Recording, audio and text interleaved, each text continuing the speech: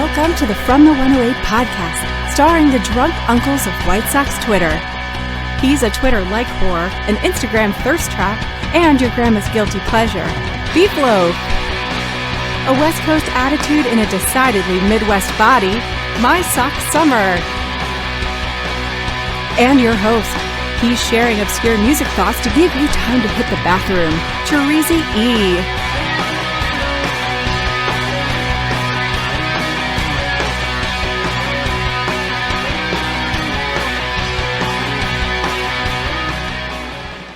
Thank you, Cornsey, and welcome to the From the 108 podcast. Get ready for some baseball, beer, and bullshit. Remember the drinking rules. If Beef Loaf calls himself a menace or talks about gilfs, you drink. If My Sock Summer talks about the thrift store getting piss on his hands, you drink. And if I talk music or say, here's the thing, you drink. And of course, you can make all of us drink for a tip of $1.08 or more. But speaking of drinking, fellas, what are you drinking? My Sock Summer, what are you drinking tonight? What are you pulling out from beneath the I fucking threw it away in the garbage. I put it right here to save it so I could show it. I was like, oh, I got to keep it. And I fucking threw it in the garbage. It is the Guinness, obviously. You know, the original light beer. You're on a big Guinness kick, I feel like. You know what? You know why? Because I wake up and I'm not fucking hungover. It's fabulous. When I have a couple whiskeys, 2-3 whiskeys, and on like a day like this, I wake up and I'm a little messed. So I like doing this. So I like the Guinness.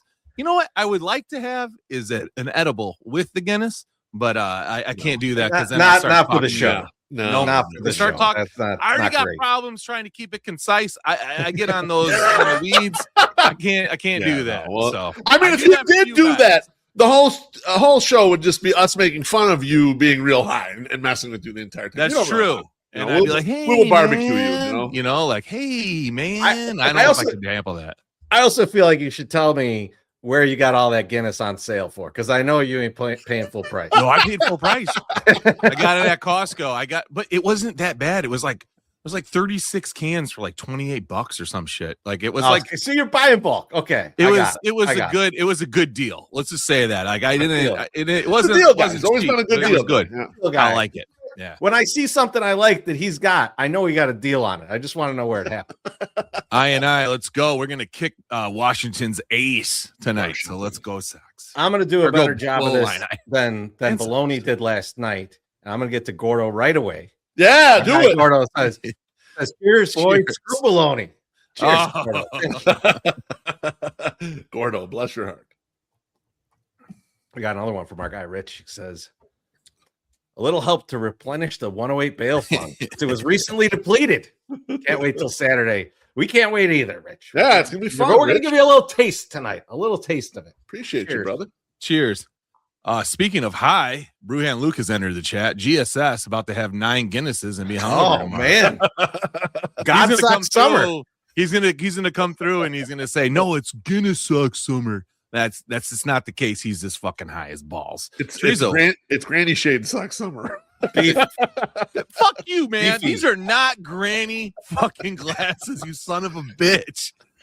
You know what makes me mad about that is that he's calling Elton John a grandma. I can't believe he's calling Elton John a grandma either. I'm gonna fuck you. I'm gonna fucking punch you in the face. Get so mad. You chose those glasses. How dare you? I love them. I like them. Unfortunately, which section was that in?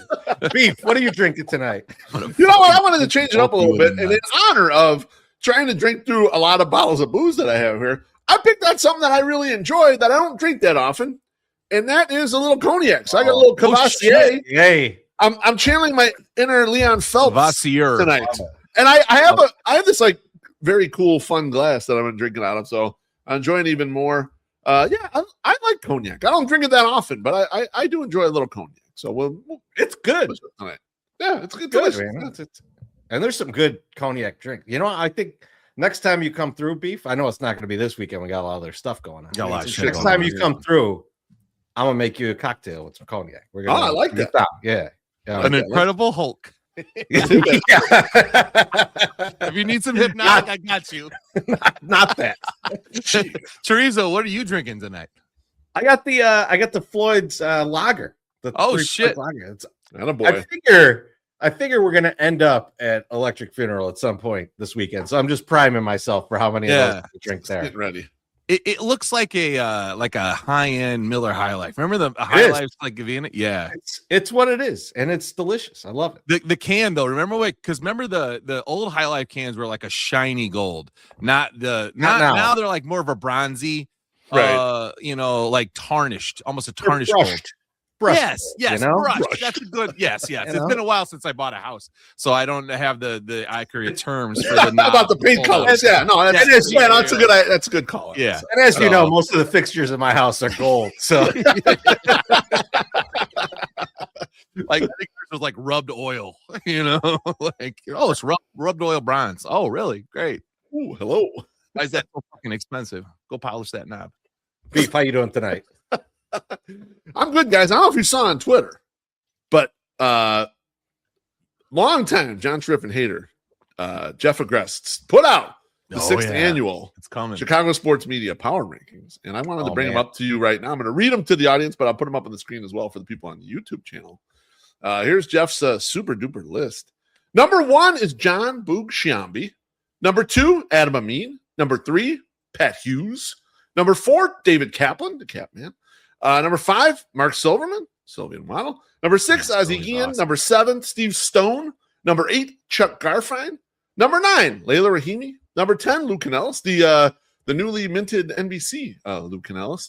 Number 11, Taylor McGregor. Number 12, Stacey King. Number 13, Tom Waddle. Number 14, Dan Bernstein. Number 15, Lawrence Holmes. Number 16, Jonathan Hood. Number 17, Cassie Carlson. Number 18, Dion Miller. Number 19, Darren Pang. And number 20, Dave Wanstead. My question for you guys, I was perusing this list, and I was trying to make math in my head.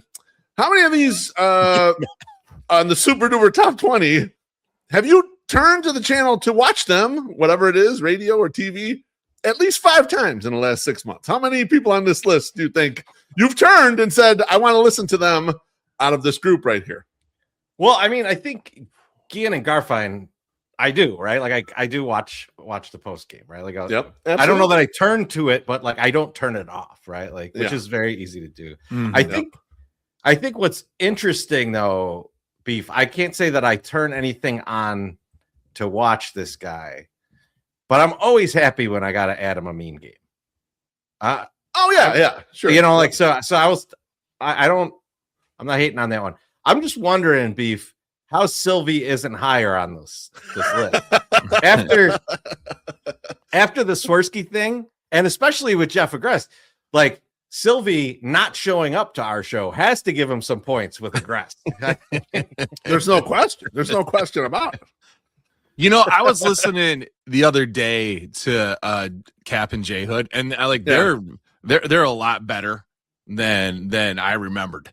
Because I like Mully and Haw too. And first off, David Haw is on 87 fucking shows. He's all that CHSN has. Luckily, that takes the break occasionally to have a goddamn Bulls game on, but otherwise just him on there all the time. It is just insane that he can't crack a top 20. He can't beat Dave Wanstead. He can't beat Diane Miller.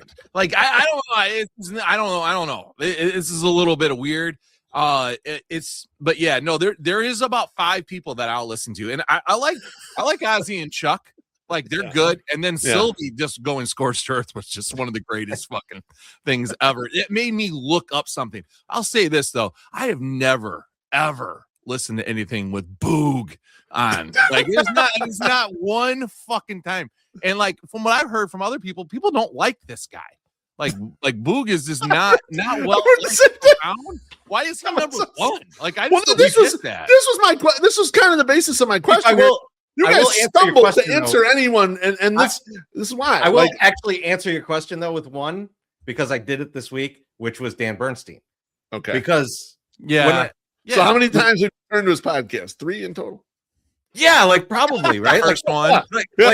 But both 2 of the 3 times were because of Terry. Just to watch Terry, right? Exactly. And this time to see the like them remembering him. Yeah, exactly. Yeah. This is kind of my point. And like at this point in media, the evolution of media, like it's funny that list is there, but there's no Barstool Big Cat on this list. Like there's not a single there's not a single CHGO guy. Like there's no Greg Braggs on here, someone like coming up from that. Yeah. There's nothing of the kind of outside the narrow scope of TV, radio, and then like team specific type program. It's kind of interesting that that's the case. And there are names on here I can't ever remember watching. And now there's a Cubs Sox divide, obviously, in this. So if you're a Sox fan, you're probably not watching the Cubs shit much, right? Although Pat Hughes is a goat, but you're not really listening to him. He's good. And that's what I'm saying. He's awesome. But I'm not tuning in to listen to Pat Hughes. But the rest of us, like, I don't. Are you really like who's tuning in to? No offense to Lou Canellis, who just got new paper. You're never looking for Lou Canellis anywhere. I'm not trying to find Lou Canellis on TV, and it's no offense to him. But like, I would think that to be on a list like this, you got to be searching people out. And then there's people like hilariously low on this list, like Stacey King. How is he not like top 5 on this list? Like he's easily the most entertaining guy in the group. I wonder, he's a goof, but still, like I wonder where Bulls fans are with Stacey King though. They're kind of done with him. Like, yeah, I don't know. I feel like I don't watch a lot of Bulls games, so I don't even have CHSN right now. But we will soon. You'll get it.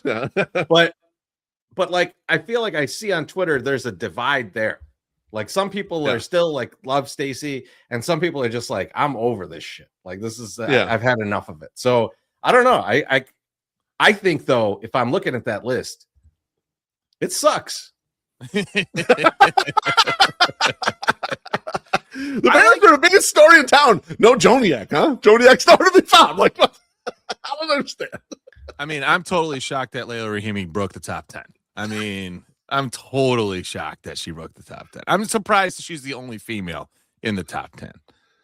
Like there should be at least one more in there, And I'm also kind of shocked that Jason Benetti's still not in there. He did a 3-man. Just put him in there. Yeah, you should have just put him in. That there. would have been funny.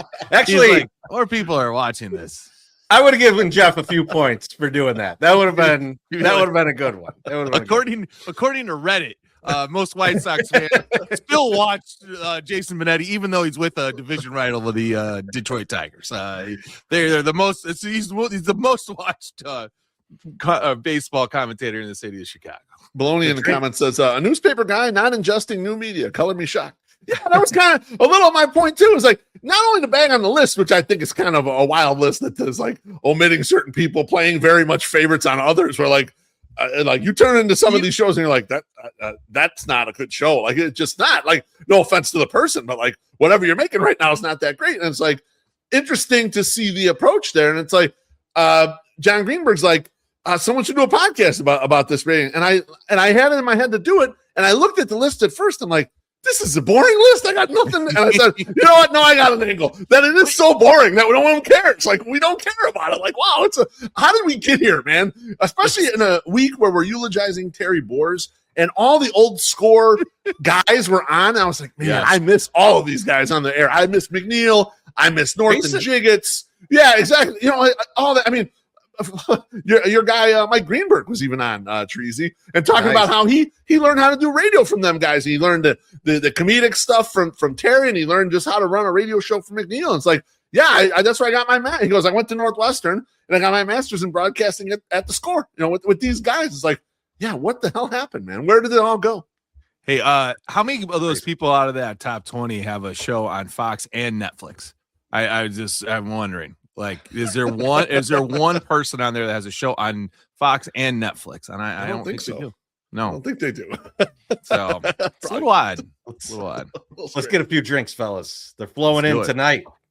Our guy Johnny says, "Cheers, guys! Can't wait to hang on Saturday. We can't wait. John, let's go, baby! Surprisingly good looking. I can't wait. Nava. We got a couple. We got a couple from Justin. Justin, I hope you don't mind. We just double up the drink here. So there's this one first. Boom. And then Justin, he throws in, I can't wait for SoxFest. Then we get to party with the 108. Cheers. Appreciate you, Justin. It'll be fun. Get those questions ready. You got some good access. Oh, man. All right, let's see if I. Cheers to a little Schadenfreude. with Larry's rating dropping. Cheers. Cheers. The fact that he still hung on to top 20, pretty amazing. But yeah, that is true. Oh man, my Sox Summer, how you doing tonight, buddy? I'm doing good, and you know what? It's some days you're perusing the internet and you're looking for something to talk about in Banter, and it just finds you. And it happened at like 7:00 in the morning, and I sent it to you guys, but I think I should share it here with everybody. And it's too bad, folks, that we're busy all weekend, because one of the I would say an all-star adult actress is going to be around in town, and that's Brandy Taylor. She's going to be around this weekend. She posted this morning at 7:05 a.m., which is that's pretty goddamn early for a girl that's a porn star. And she says, "Hey guys, getting back to work, shooting content, traveling for my OnlyFans, doing 3 new sites, lots of stuff, some really big surprises. Interested in shooting or meeting me as a dream of yours?" And then she lists her email, and then she lists all the towns that she will possibly come to: Toledo, Fond du Lac, Columbus, Detroit, today through Sunday, and then Chicago and Dallas. Dallas, which is Shy Dallas. Is that a place? Okay, yeah, I guess. I don't know. I'm not really sure. So I have a question for you. Yeah. Because you did the video, you did the update on what's going on in her life. Yeah. And I feel like there was a specific part where she was telling guys she was going to meet up to have sex with them for money, and then just keeping the money and then never showing up. Are we possibly still on that scam? Listen, is this the appropriate time if I can ask to borrow $600 from the 108 fund to see if this is what's going to happen? This is investigative journalism, Teresa. Yeah, how's he going to make the top 20? How's he going to get on this goddamn top 20 list next year if he's not allowed to spend this money and do this? Okay. Well, I think we have to. I think we have to do this. This is actually I'm a man of the people. I will pass her off to somebody else, and they can just pretend to be me, and they can have fun if she shows up. But I don't think she's going to show up if she can be in 7 towns in 3 days. I don't know how that can happen. The best part of the setup to the story, Treasy, though, is he goes, "I sent this to you guys this morning," which is true. He did send a little link of it this morning. He goes, and then right after that, he says, "She tweeted at 7:05 this morning." I'm thinking, "Motherfucker, you got notifications on or what? How did you get to this?" At 7:06, quick. 7:06. It's downstairs. It just kind of came across. Now, it's been fine. Like, it's just one, she's like, "Hey, email me, whatever." Then she drops right after that, "Hey, it's my birthday weekend. I don't do shit for my birthday, but I really want to. I need some fun and dick after this shitty year. Local to Fond du Lac, Toledo, Detroit, and Chicago." Again, she's local to 4 fucking cities, folks. Let's go. Show up. Don't worry about it. Don't you worry about it. Send me an email or Cash App, Apple Pay. That's and this is what I sent to you guys, and I go, this is just prostitution, right? Like, this is just like, she's just on that. She's just hoping no one goes, "Hey, I think she's prostituting herself." And I wonder, and because this is a legit thing, right? I mean, there's people that are in OnlyFans and all that stuff. I'm sure they're not getting like legal releases and doing stuff to post this stuff. Like, can I just can someone just like put a camera up in a room and like fuck somebody and say, "Oh, it's for my OnlyFans," and I have to give her $600 or she gives me $600? You know what I mean? It's just weird. Like, I don't know. Is this what are you trying to figure out here? What are you trying to get to the bottom of? How businesses work. He just wants to know how business works, Treasy. Is our friend Brandy Taylor, who we still get comments on that long ass We do. People will and they only come between the hours of 12 and 4 a.m. when people are fucking tweaking out of their minds and looking for something to jack off to. And they're like, "Whatever happened to that big titty broad?" And then they Google it up and they come up on my blog or whatever. They're like, "Huh?" And then they'll leave you. They're like, "Oh man, her husband just got arrested for whatever this, and she's been doing meth and blah blah blah. She just got out of prison." And you're like, "Is this like, is she gonna get in trouble for this, or is this totally cool?" Like, that's all I want to know. Like I feel like she's just like, you know what? Fuck it. It's worked about 1,000 times. So I'm gonna try to scam some more people, but also no one's gonna niche, and no one's gonna snitch on me, right? Like I'm not gonna get snitched on. So John Nava says she'll be my +1 for Saturday. Brother. So, there we go. My Sox. You don't even have to test it. He's working on it for you right now. I was this close to sending me like, hey, listen, if you want a +1 in a room full of dudes that would probably put out, like, and you need some dick for your birthday, I got a fucking party for you to go to. And trust me, you walk in and you will be a goddamn Snoop gets I can fix it. Snoop. See, I think it's a sympathetic group right now for Brandy Taylor. Yeah, I want to know, Stoop, if you're going to reach out to that email. Don't reach out to the Cash App. Reach out to the email. There it is. Right, a little down. more information. Yeah. The Real Brandy 2022 at Gmail. I would suggest meeting her in Toledo so that you can don't bring her to your house. I don't know if she'll leave. So it's like a cat. Once you feed them, they come back. So listen, this might be my last podcast because she's probably connected with some people and they're probably gonna fucking kill me. They're like, we gave him one warning and we gave him one chance, and then he fucking did it again. So now we got to fucking kill that motherfucker. So if you don't find me, please make sure my daughters go to college or a really good cosmetology school. I appreciate that. MSS, people with a lot of connections definitely go online and try and get fucked for as much as you can send over Cash App. I'm sure she has a lot of connections. So that's what's going on. So if you're looking to like make a dream come true or possibly get scammed, you know where to go. Chorizo, how are you doing today? I'm doing good, man. And speaking of like trying to make money, I'm always on the lookout for ways to try and make money. And I wanted to ask you guys how much you would pay me to stay at this place. I'm going to show you a quick video. Have you been thinking of getting into erotic asphyxiation but haven't found the right location to do it at? Well, I found the perfect place for you, the Clown Motel. This motel is not like most motels because it has a gym. To check in, you just go through the gift shop. And if you want to bring home a gift for your kids, consider the Martin Luther King Jr. pop socket. Or maybe a pocket knife for your son that's just a little bit too into worms. And you could even buy something that reminds you of your ex. I asked if I could stay in their most romantic room. And wow, did they deliver. If you bring your special someone here, I promise they will absolutely love it. And the room even has this super romantic black light you can use. What more could you ask for?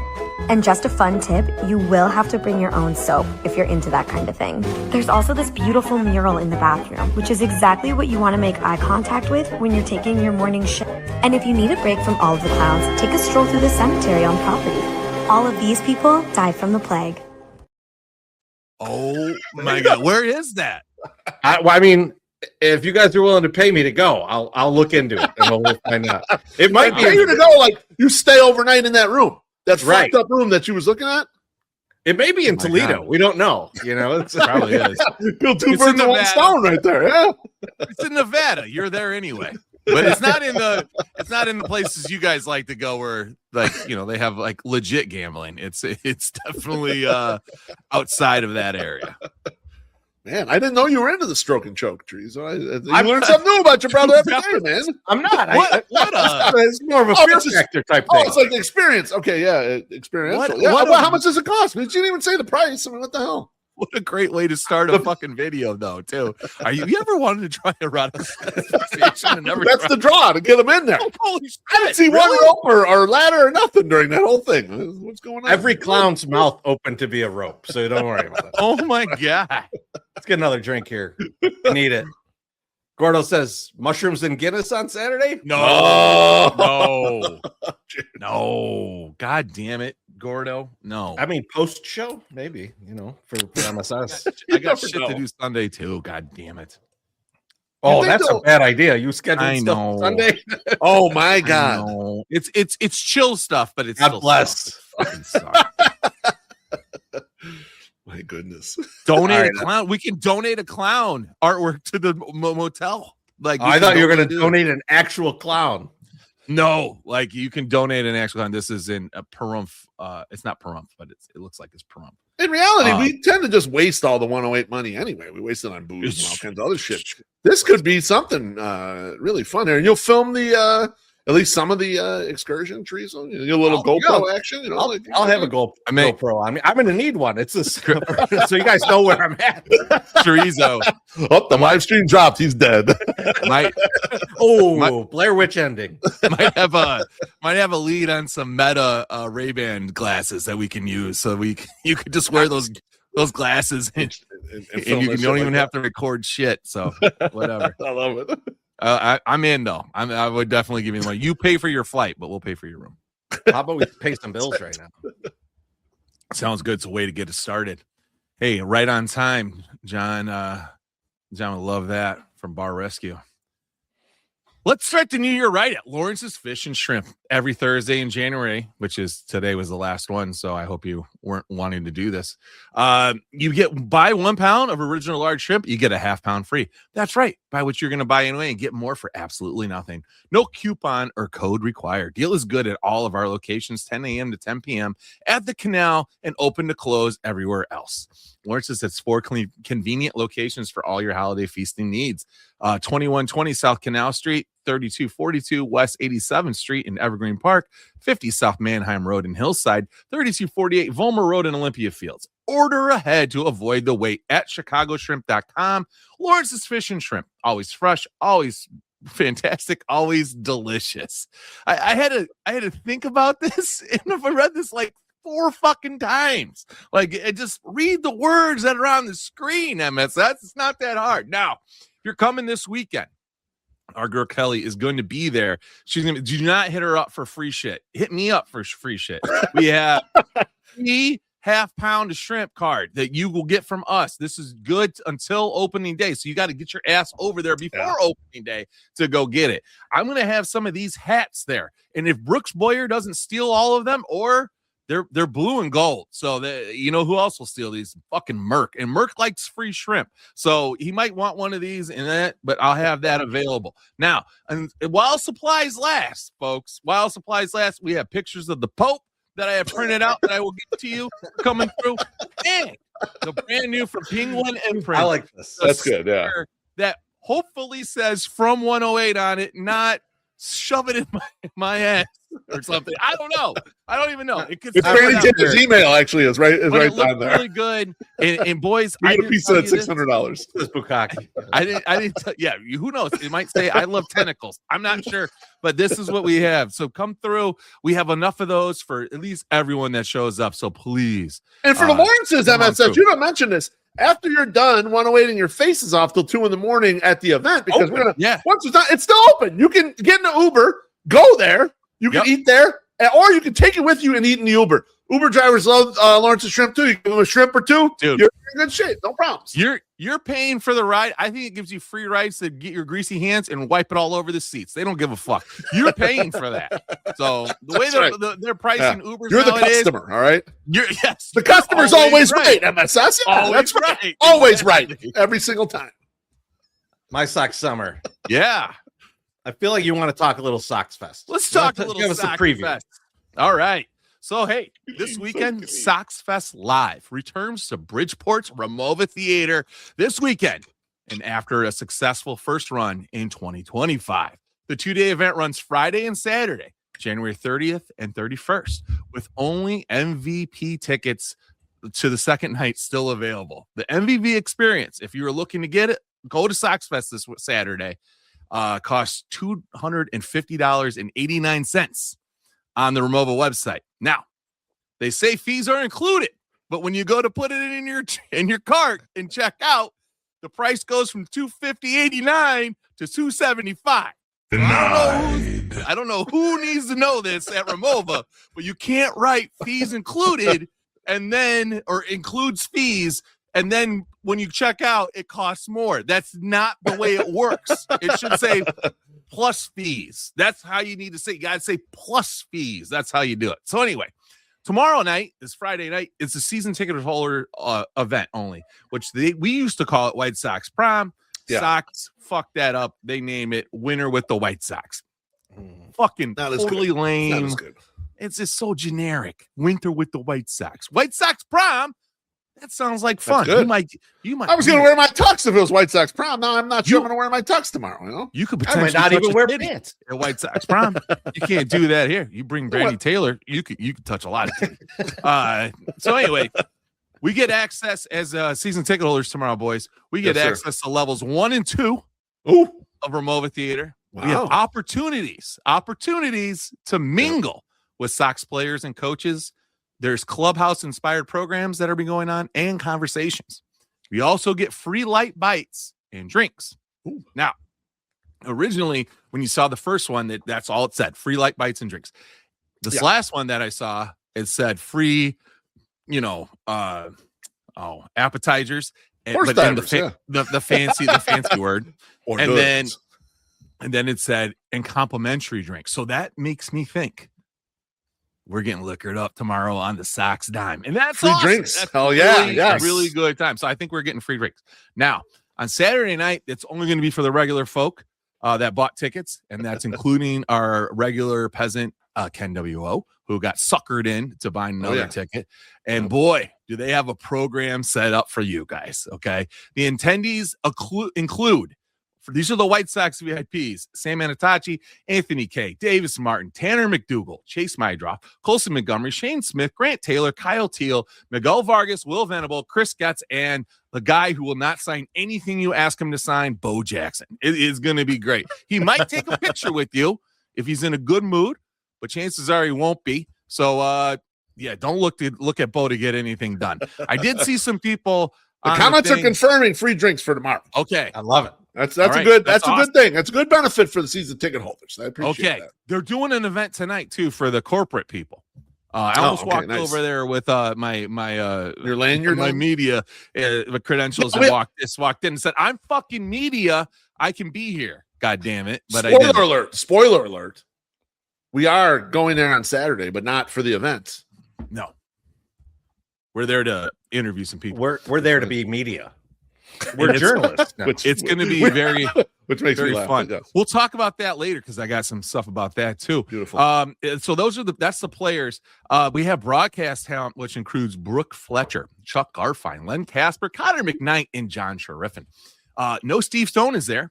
And I'm guessing that's because the feud between John and Steve has extended into the offseason, and they still cannot be in the same room as each other. Probably not because Steve is old as fuck and is like, fuck you, I ain't coming to the cold. It's 12 billion degrees below zero. I'm staying in Arizona. I'm not going there. Like, you can't tell me I have to go fucking fire me or kill me. I'm not going. So he's done. So now the entertainment. That's what a lot of people are saying here. What are we going to see? This is what it looks like. Okay, 5:00, the doors are going to open. The first band that's on there is the Aya Ito and the Banditos Live. Now, your boy My Sox Summer did a lot of investigating. All right, I can't find a stitch of footage of these two people ever playing together. Now,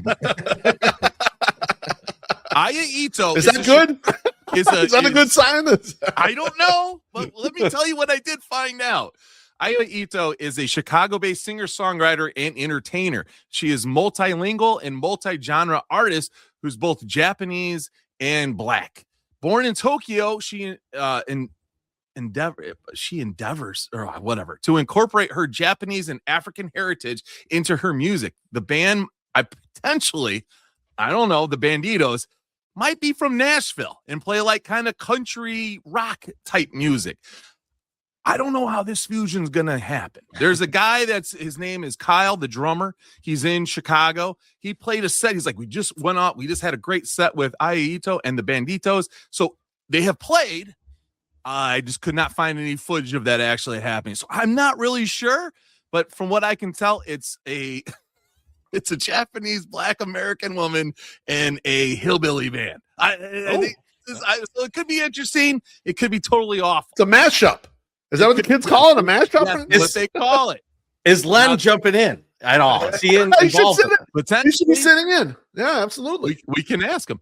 So the doors open, and you're going to have the band. Then you have the opening ceremonies at 6, and then you're going to have the first panel, which is Fair or Foul, featuring the Sox pitchers. Which, I mean, okay, great. And it's probably hosted by Chuck Garfine. That's probably what it is.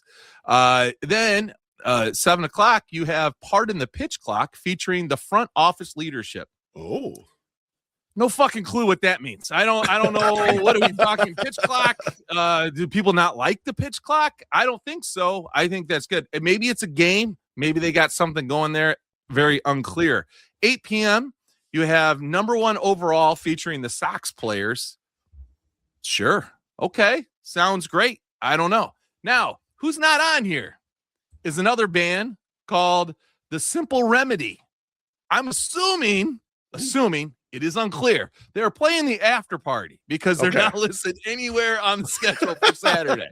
Now, The Simple Remedy is a genre blending powerhouse that brings together the soul of America's musical past with the fire of its present. With a sound that fuses country, folk, rock, and Chicago blues, their shows are anything but ordinary. No backing tracks, no gimmicks, just top-tier musicianship and raw live energy. Now, folks, I listened to like 3 songs from these guys. I can confidently say 65% of White Sox fans are going to fucking hate this band. But there will be 35% of the fans that like them. So that's a pretty good margin, okay? It's a little country. It's a little odd. It's old. They're old people. It's fine. They're old people? It's my like how old you say? Like 70s or like our age? Like our age. Like our age. Okay, all right. Yeah, like we're old. Trust me. Yeah, no. Like you all saw that picture of me with Sherman Thomas. Okay, I looked old as hell. Like I looked so fucking old. So, but yeah, that band. I don't think that's gonna be the worst. The worst thing that's on the stage. The next 2 things are going to be the worst, and they're going to have two DJs that are going to be there that all Sox fans are going to fucking hate because we have a fan base that like wants AC/DC still, right? And we can't play anything new. Don't fuck the kids, right? We don't need any of that. They're definitely not going to like the DJs they're bringing in. I didn't even bother to look into them because I was like, no one gives 2 shits about that. Now, our friends at Sox on 35th wrote basically re-racked the email or in the description from the Sox and then put it out as a blog. Sox on 35th listed all the Sox players that are going to be there, broadcast talent, front office and coaching people, and then wrote, if you're a big Sox on 35th fan, here's all our members that will be attending. So if you are a big Sox on 35th member, fan, Jordan Lazowski is going to be there. Okay. Our guy Brett Hafner is going to be there. Yeah. Duke's going to be there. Yeah. Nick Gurr is going to be there, and Tim Moran is going to be there. So, are they signing autographs? Do they got a table that you can get some autographs? I hope so. Listen, if I throw a ball over there on Saturday, I'm sure they'll sign it. I'm sure they will sign it, and they'll send it back, and they'll be like, "Go fuck yourself," and I will be really happy about that. A big GFY on it. So this is boys. That's what's happening. Right? That sounds about right. That's what's happening in the next. Don't touch his hair either. Ooh, Lazowski. Yeah, that's true. You don't fuck with his shit. Now, here's where we're at in this. Okay, this is the second year the Sox have put out SoxFest Live. Yep, and there's a lot of question marks out there. It's very unclear what this event is and what it's trying to be. Is this an entertainment thing? It draws nothing from the old SoxFest where you sit down autograph show. Basically, that's what it is, right?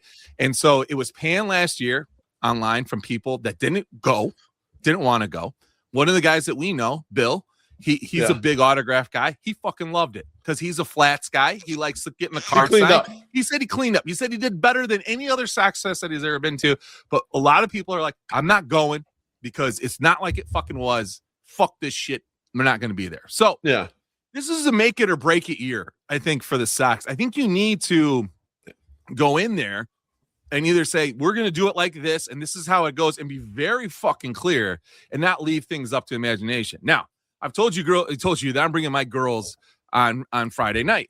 They don't want to get balls autographed. You would think a baseball should be able to get in to the Romova Theater. Seems reasonable. It is very unclear if that is allowed. Because if you read the fine print, it says autographs are allowed. And it's up to the player whether or not they want to sign. But bats and large items are not allowed. Now, I can understand why you don't want necessarily somebody bringing a bat bunch of into a bats at theater. an event. But wait, do you got to bring your own chairs for this or no? I don't think so. Or will they have chairs for us? Okay, all right. You think that's funny, but at SoxFest, people bring their own chairs so they can sit down while they're waiting in line. So like that, but you don't have to do that now because they don't really have the autograph lines. Now, items have to fit in a 12 by 12 by 6 bag. So it says cards, photos, and hats are great, but nothing about baseballs. The game is a baseball. And they don't even say in there, you can bring a baseball.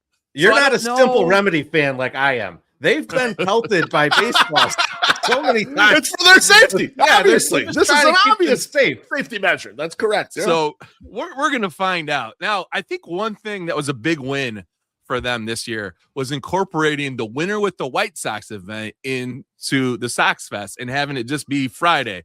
Because we were there Friday last year.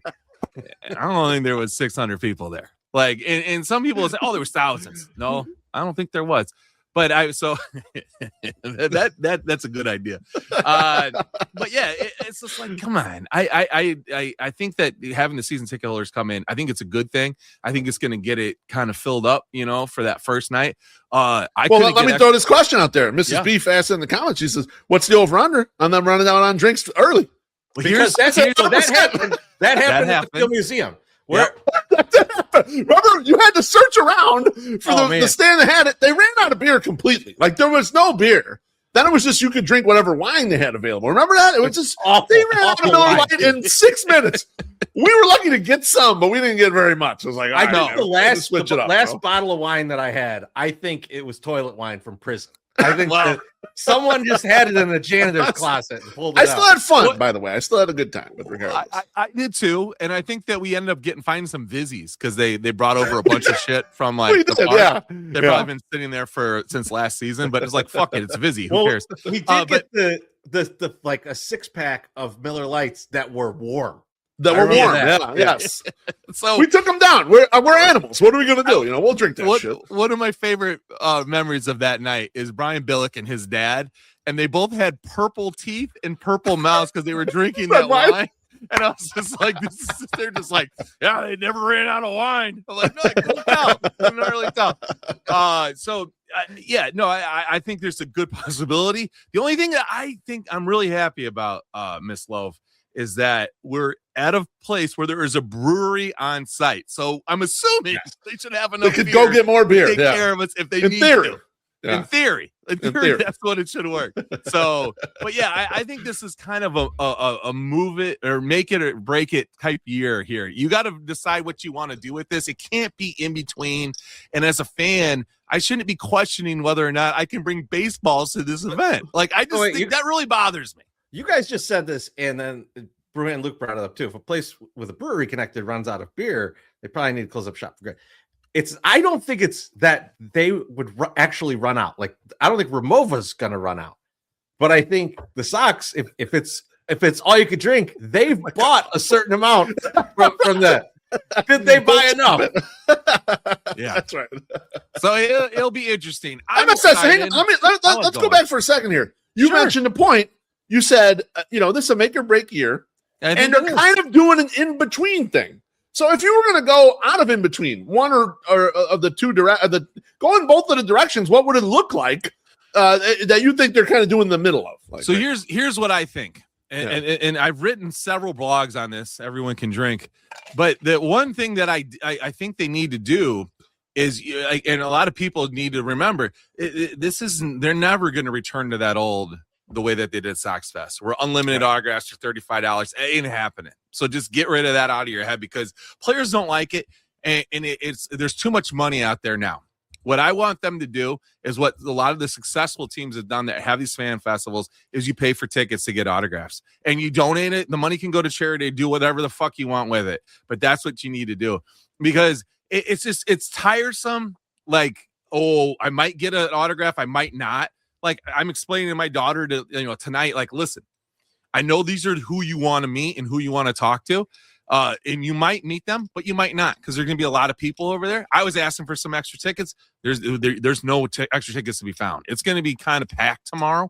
So we'll see. I want them to just like you pay for what you get, have it at a discounted rate, Give it to whatever. You don't have to have top-notch players. You just kind of mix it all up with the people, prospect, veteran, current guy. I think that's what we need. I think that's where it should be. So you would do like a ticketed where the upstairs, the VIP is going to be, that would be all autograph. Ticket that shit for a price, and you get the guys who are up there. You can go around everybody kind of thing. 150 tickets a guy or something, 25, 35 bucks a pop, and then goes up as you get into the star level, right? Like I know when the Braves won the World Series, if you wanted to get some of the top-notch guys, it was 100, 150 bucks an autograph. But you know what? People paid it, and fucking shit sold out because they wanted that shit. And they just won the World Series, and then you donate all this money. And I think that's where it should be. That's where you should go. And I think it would satisfy the fans. They had a lot of those 2005 reunion signings over the summer. Guys were paying ridiculous amounts of money to get all these guys signed. You can do it. People are into it. They want it. So, and if the Sox don't do it, maybe we should start talking to some people and get a place and reimagine what 108 Live is, and be like, hey, maybe it's a festival. Maybe it's this. Maybe it's that, because there is a market for it. It's just, I don't know. I think some people don't want to do it over there on 35th and Shields anymore. They're tired of it. But this shit, we'll see how it works this weekend. And I'm gonna give it a chance. But I'm just hoping that it pops off and is a good time. So Rich in the comments says no venue in Bridgeport has unlimited alcohol events. Incorrect. The old Sox prom at Bridgeport Arts Center was absolutely unlimited. We drank a lot there. And wall to wall. The minute we walked in till the minute we walked out the goddamn door. That picture of us with Ricky Renteria. Oh my God. We are hammered. And it was all Bader Brown. And there was more booze to come. Yeah, absolutely. Yeah. So it is. I miss those days. Those were fun days. So hopefully tomorrow is a reminder of that. That was fun. Yeah, we were at the 2020 when we went to the Sox prom. We were in the hotel. In the hotel, unlimited alcohol. It was a great time. People are so drunk they stopped talking to the players. They're just like, let me get over there and get some of that sangria. Teresi and I weren't talking to players at all. We were just fucking drinking and roaming around and having fun. That's where we saw. So much better. That's where we saw Gabriel Bearstown house a 75-year-old man for baseball. No question. That's why baseballs aren't allowed. That's why that moment they threw them.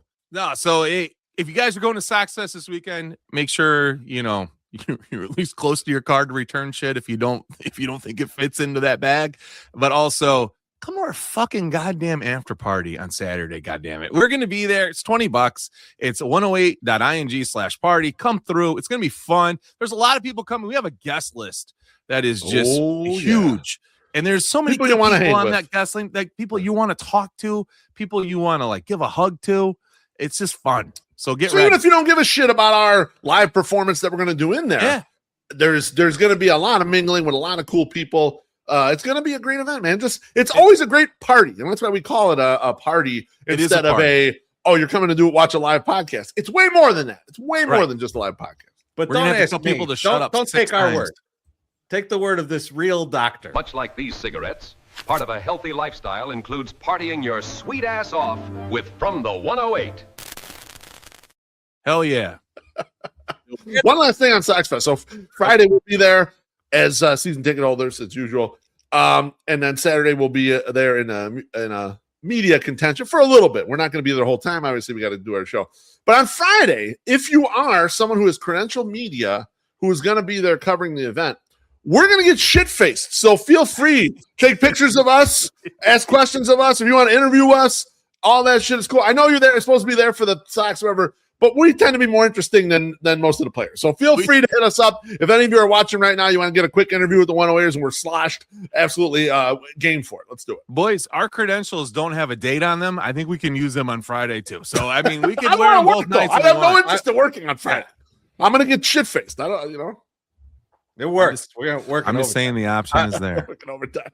Our guy Kurt, he says, as promised to Sox Optimist, I'm offering my indulgence for having fed the boys through AI, which is, I take no offense. I'm fine with it. I thought it was funny, Kurt. That was great. I laughed. I was like, that's pretty close, man. I thought that. I've looked up, like, asked Grok or whatever, White Sox Twitter podcast. We always come up as personality driven White Sox Twitter podcast, White Sox podcast. We're the top personality-driven podcast. Not the top podcast, just the one that has guys screaming and yelling.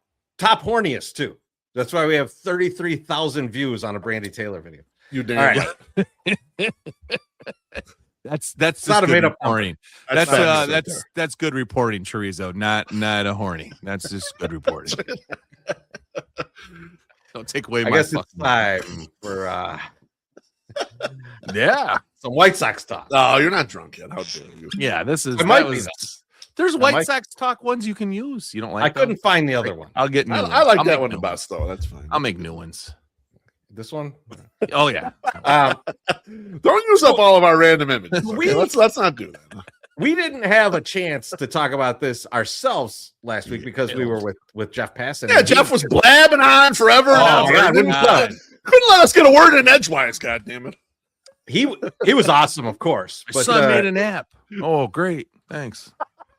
We're a baseball podcast, Jeff. Thanks for getting us awful talking about weather. Stuff. Jesus, fans love that. They love talking about weather. Good God, bro. Exploding trees, which someone tried to tell me. Someone tried to tell me are a myth.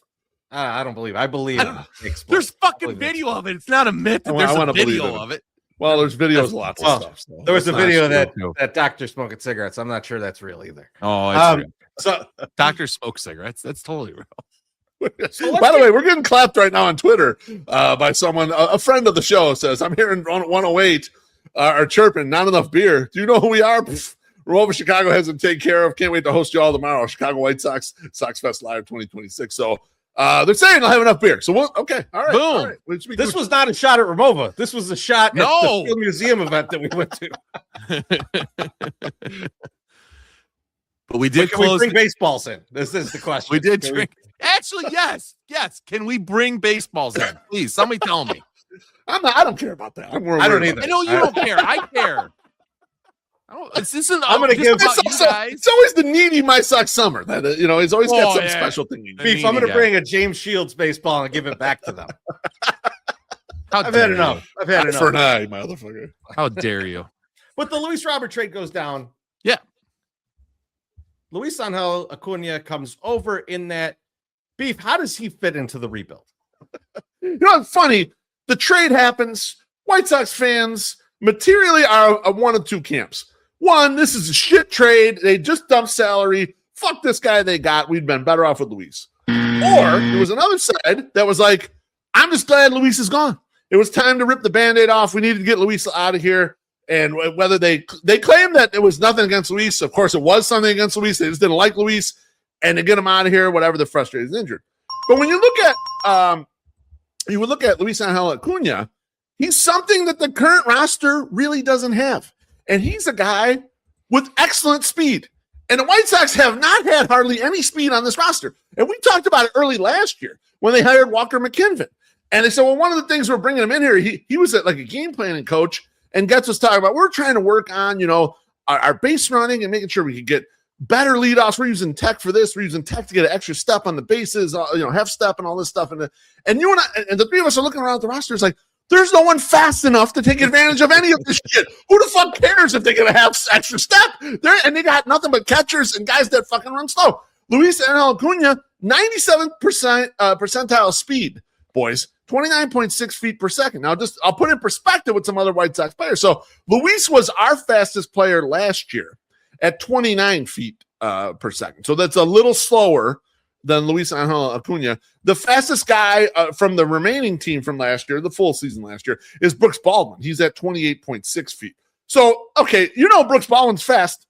Yeah. This guy is faster than Brooks Baldwin. When looking at some of the other guys that the White Sox kind of hanging around in like a fringy capacity, you start seeing a little bit of a trend here. Everson Pereira is at 28.3 feet per second. So kind of similar sprint speed as Brooks Baldwin. And then Derek Hill is actually faster than all these dudes, 30.1 feet per second. And then maybe that's why he can play plus center field. So I think what you're starting to see is that the White Sox are showing their cognizance of, we have a young core that we kind of like. On offense, they looked okay.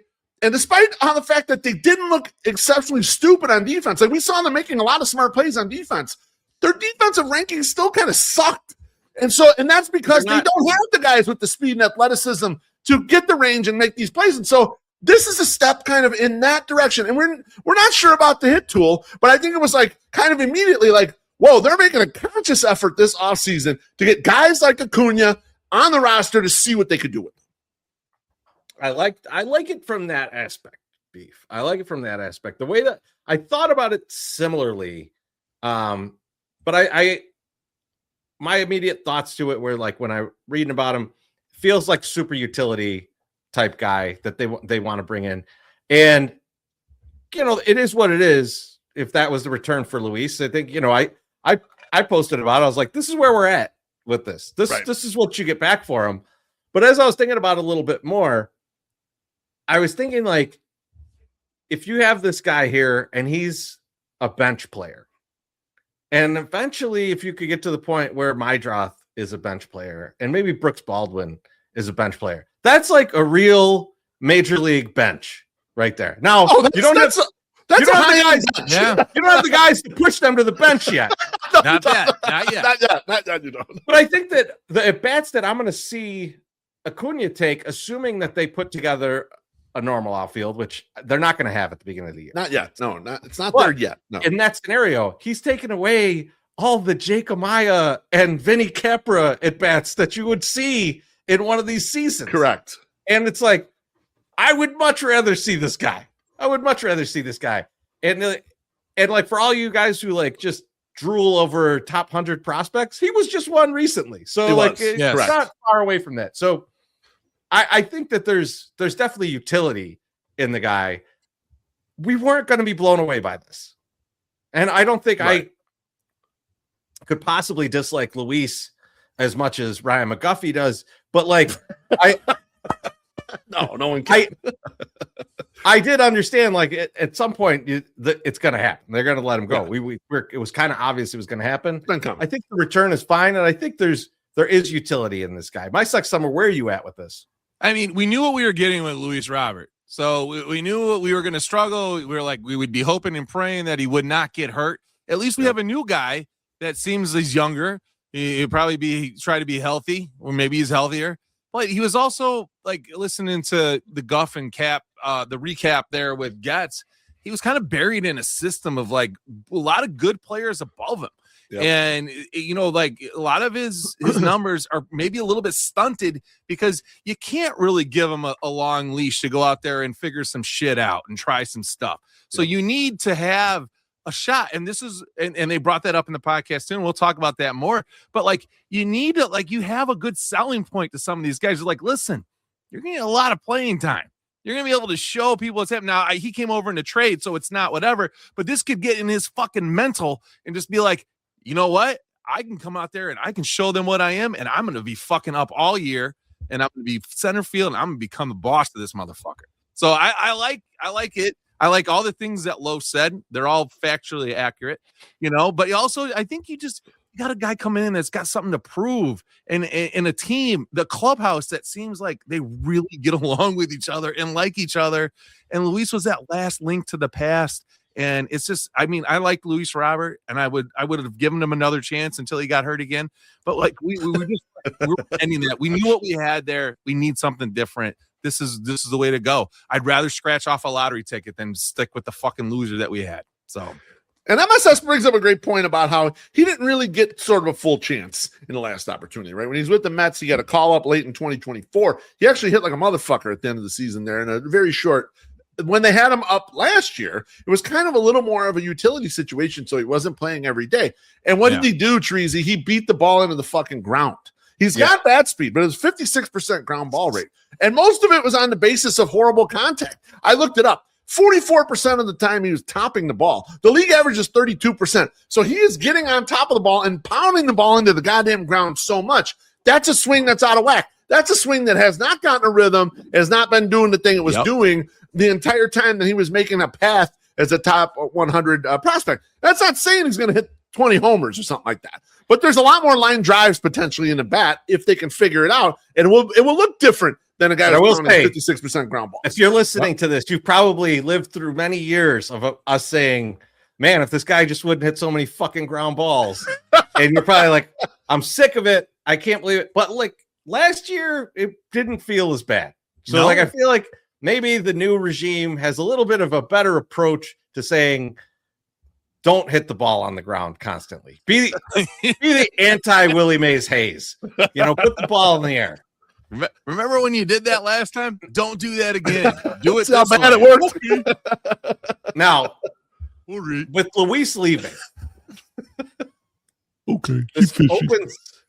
this opens the door for absolute chaos in the outfield. Yes. And I'm gonna do a roll call real quick. And then after that, my Sox Summer, I want your views on this outfield chaos. So let's go here. These are all the people competing for the let's call it 4 spots that are going to be available here.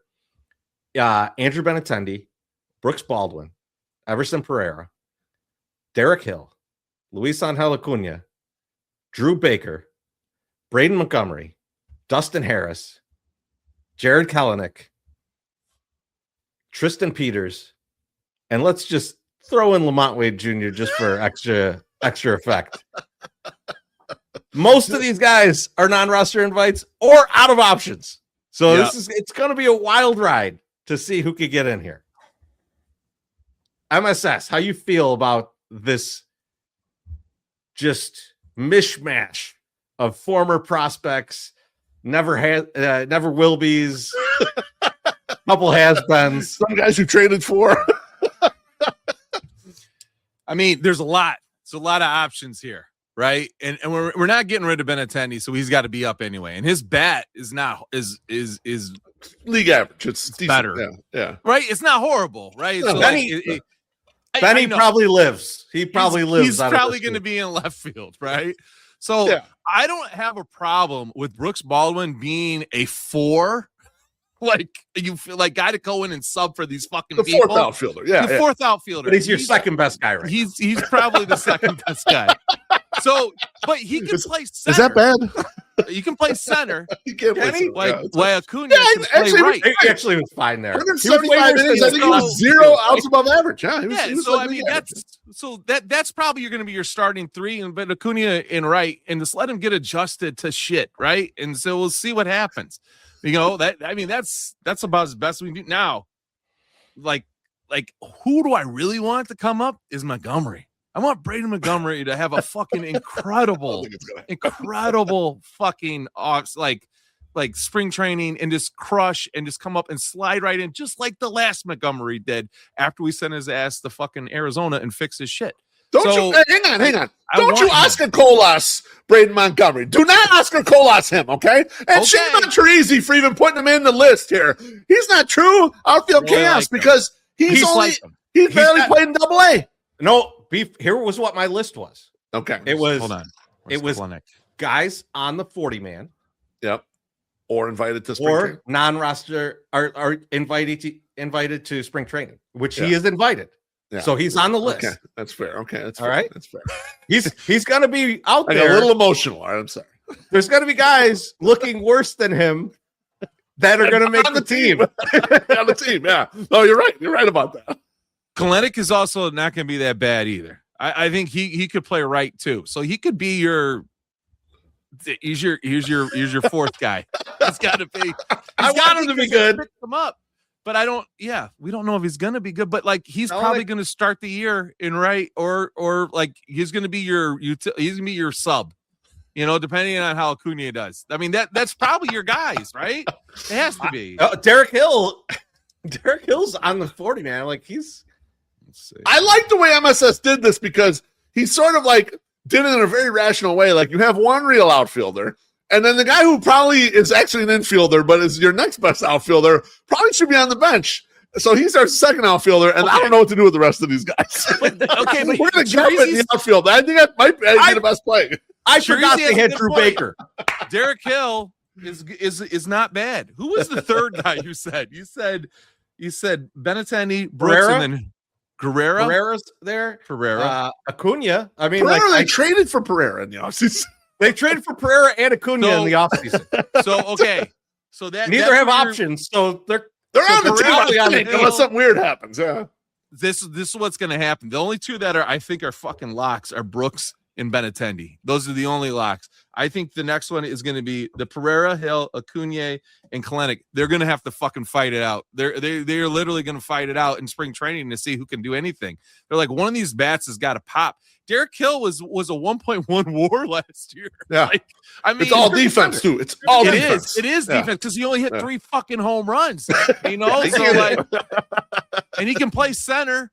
Yeah. So like, and then you can put Brooks in right. Brooks's bat wasn't horrible either. I mean, no, actually, in the second half, Brooks hit like a motherfucker. Like, he did actually hit the second half. And this is still a mid outfield. Don't get me wrong. This is fucking very mid. it's but like, below mid. But it's like, let's let, at least be interesting and like get some pop and see what happens. Maybe these guys got something in them. I don't know. I trust this front office too much. I think sometimes, like, I'm like, they're gonna figure this out. Well, like, so I will say, I don't hate that the front office is not going out and getting someone in free agency, because I want to put up the free agent list for you guys. And Beef, you tell me from this free agent list what you would like. Crazy. I don't mean to override your free agent list, but I sorted my free agent list by who are projected for at least 0.1 WAR. And yeah, you're right. It's a treacherous list. And the ages. You look at the age column of this group, and it's like, they just decided to get more speed so that they can cover ground. And when you start looking at the ages of the people in this group, you got 35s and 37s and 38s and 39s. And it's like, which one? I know. And they're sorted by WAR, which might not be the best measure, because some of this is like, you want a guy who's just a decent bat but might be a terrible defender. But I think the White Sox are trying to move in a direction of, let's play better defense and win our one-run games that way. And the free agent group ain't there for that. We ain't got nothing there for that shit. Beef, I gotta ask a question here. Yeah, who the fuck is putting Miguel Andujar at third base? Come on now. I like that they slashed it on there because yeah, no, it's never gonna happen. You go straight to prison if you position him at third base. You're putting his life in danger. I'm impressed you better give him catcher's gear at third base. I'm impressed that Tommy Pham is still playing outfield at 38, and also Andrew McCutchen is playing at 39. Like, is Pittsburgh trying to like, hey, let's put together the oldest outfield ever? That's what they had last year. Yes. I know, so insane. They weren't playing McCutchen in the outfield. They were DHing him. But like, you look at that list and you're like, yeah, is there gambles to be taken out of here? Sure. But would you rather go one year and $4 million for any one of these guys, or $5 million for this group? Yeah. Or would you rather pay league minimum to the knuckleheads we have hanging around and see if Ryan Fuller and Derek Showman can squeeze a 2-win player out of one of these guys? Yep. That's why I've been enjoying the outfield chaos thing. It's not like they're foregoing a real decision, a real choice out there. You can see the list, and it's like, that's a bunch of trash. Yeah, could one of those guys show up and hit and play well for 4 months before you trade him? Of course. But it's not like any of those are a shoo-in. They all look like bad decisions like the other ones. And to let you know about the WAR projections here, like the top guy on the list is Austin Hayes, 0.9. And I don't know which of the measures they're looking at, but like when I looked at Steamer, Everson Pereira is at 1.1 WAR. And when I looked at Zips, they have Luisangel Acuña at 1.1 WAR, 1.2 WAR. Yeah, the guys that you have on the group could be as good as these guys. Beef, that also requires optimal usage of Austin Hayes. Right? Like, correct. You're using him mostly against lefties, and you're probably playing him in left field, right? Like, which is not going to be the scenario here. Right. Not the easiest choice for us. I also think that, like, to your point, in looking at that, we know that the Sox are not going to spend unlimited money in an offseason. So, like, if they're going to spend $4 million, do you want it there? Or do you want it? Do you want it somewhere else where you might actually get some value for $4 million? Right. So that's I'm with you. If they can NRI one of them guys, I'm fine with it. Bring them in that way. That's cool. But I think those guys are going to come in a little more. That's what my thought. I mean, JJ Bleday got like $1.4 million, right? Like, so, like, right. I mean, right. These guys are the guys at the top of that list are going to get some money too. Yeah, for sure. Derek Hill, had his best WAR year last year in Miami, right, with the Marlins, and Derek Showman was down there too. So it's kind of like, I wonder if there's something there, like maybe he's figured it out, and maybe that's why they brought Showman over. They claimed him in the final week of the season. Yeah. Which is super rare for a team that's like in last place by a mile to say, you know what, we're getting a guy and he's going to be on options and we're going to put him on the Major League roster. I think their intention is to have him on the when you start looking at who they acquired, like I think it's possible that if someone pops, say Jared Kelenic has a great spring and it looks like he's going to be on the team, I think it's possible someone like Brooks Baldwin gets optioned only because they have so many out of options guys they can't option. So like Brooks probably would belong on the roster, but they'll say, Brooks, we're sorry. We're going to have to send you to Charlotte for a couple months until we figure this fucking thing out. It's like there's weird stuff that could happen with this team. Of the guys in the mix, here's who has options, just in case you're wondering. Brooks Baldwin, Tristan Peters. All right, we're done with the list. That's it, we're done. I mean, obviously, goodbye. Obviously, Montgomery. People. Obviously, Montgomery, but like, the rest of them are all out of options or not even at that point because they're on our eyes. Something that Jeff Passan almost told us about on our podcast last week. He was dying to tell us, but could not. Seranthony Dominguez was signed. I mean, on AAV, it's probably about half of the Luis Robert money. We're finding out today that it's $7 million this year. MSS, what do you think about the signing overall? So, again, I said this in the last one. I'll say it again. I trust these guys in the front office, especially when it comes to pitching, to pick somebody. They have a good track record of finding like some dead can't bounce guys, but also a Shane Smith that I know they got lucky on and whatnot, but they haven't.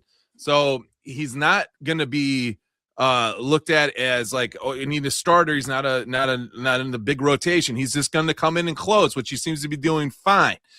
He's had an 8-year career. I'm hoping that some of the leadership and the experience that he has as a veteran comes into this fucking bullpen and kind of cleans it up a little bit and like gets them into something. Like this is a signing I think that you need to have with a lot of young kids or people that just there's not a leader out there. Right. And you have a guy that comes in that has the experience and all that stuff, hopefully transforms that bullpen and gives it somewhat of an identity other than holy shit, hold on, because something's gonna might happen right here. So like I that's what I think we're looking more towards with this guy. I don't think he's gonna come in and blow the doors off of fucking cars or anything. He's not like a Liam Hendricks signing, but he is definitely coming in and he will provide I think a good stable ground for the bullpen. I like what you're saying though about kind of teach these guys to be relievers because Grant Taylor wasn't a reliever, right? Like this, he's moving into that role. Mike Vasil wasn't really a reliever. These are two of the guys that are kind of right now would have been at the back of your bullpen had they not had Dominguez. They were both probably, I mean, Grant Taylor would definitely be in close situations. So it is probably good to have someone to come in there and be like, this is just how you handle yourself. Yeah. Right. Like, I mean, like listening to Anthony Kay talk about, and I know this guy's a total piece of shit, so don't get on me about that. But talking about working with Trevor Bauer in Japan and just like teaching him about like, dude, what do you do between your starts to get yourself ready for the next one? A lot of these guys have not really had a lot of experience of throwing high leverage innings and then waking up the next day and Will Venable asking, are you good to go today? Because I want to throw you again. You know, like, so knowing how to prepare for that, do those things. I know there's coaching staff and there's people around to help with that, but it helps when it's another dude that's doing it and you could see what he's doing. Right. I agree, MSS. It's a good point. Beef, where are you at with this signing? Boys, you know the way I am about bullpens. I was not thirsting for spending $10 million a year, which, you know, it's not, I guess it's not exactly. We're getting $1 million signing bonus and $7 million this year, whatever the fuck. On a back end reliever for a last place team. It just doesn't seem like a great idea, especially at this point in the rebuild. And also, in a way, I want this group that built a terrible bullpen in 2024, that built a not great bullpen in 2025. I won't go as far as saying terrible because Vasil was good. Leisure was good in the second half. Grant Taylor's pretty good. But I want them to learn how to build a bullpen without very much money. And so to me, this felt like a Band-Aid. But I can get comfortable with it for a couple of reasons. Number one, it should help stave off some decision fatigue for Will Venable. I think as a first-year manager, there was a lot of pressure on especially the bullpen decisions because you were in a lot of close games because your team didn't score a lot of runs. you had limited amount of resources. You had guys that you can use Mike Vassell for 3 innings, but then you can't use him for half a week, and so he was in a lot of spots like that where he didn't always have kind of his best guys available and had to really ration where those guys were at. Plus, having to plug and play closer allows you to get more aggressive with some of the guys you guys were talking about. Like MSS mentioned, them understanding how to be relievers, but also them being in the spot where they can let it fly. There's no concerns about, like you said, Treasy, having to turn it around the next day and hey, we need you to close today, even though you opened that game for 2 innings yesterday. There's going to be less of that. So it does take some stress off of those fellas, So I think from that perspective, reducing agita for Venable and also moving the guys down and giving them different types of opportunities and really letting it fly with them, removing some of the pressure for them is good. The second thing is, it's something that the White Sox just need is he should be a tradable asset come August 3rd when the trade deadline comes. And as much as they made strides in their bullpen and their farm, the top end of it is rendering a lot more than it had been. It was someone put up a graphic showing the top 3 prospects at the start of 2023, and it was Colson Montgomery, Oscar Colas, and Brian Ramos, RIP and peace. He's just been DFA'd from the roster. And it's hey, look how far we came from here.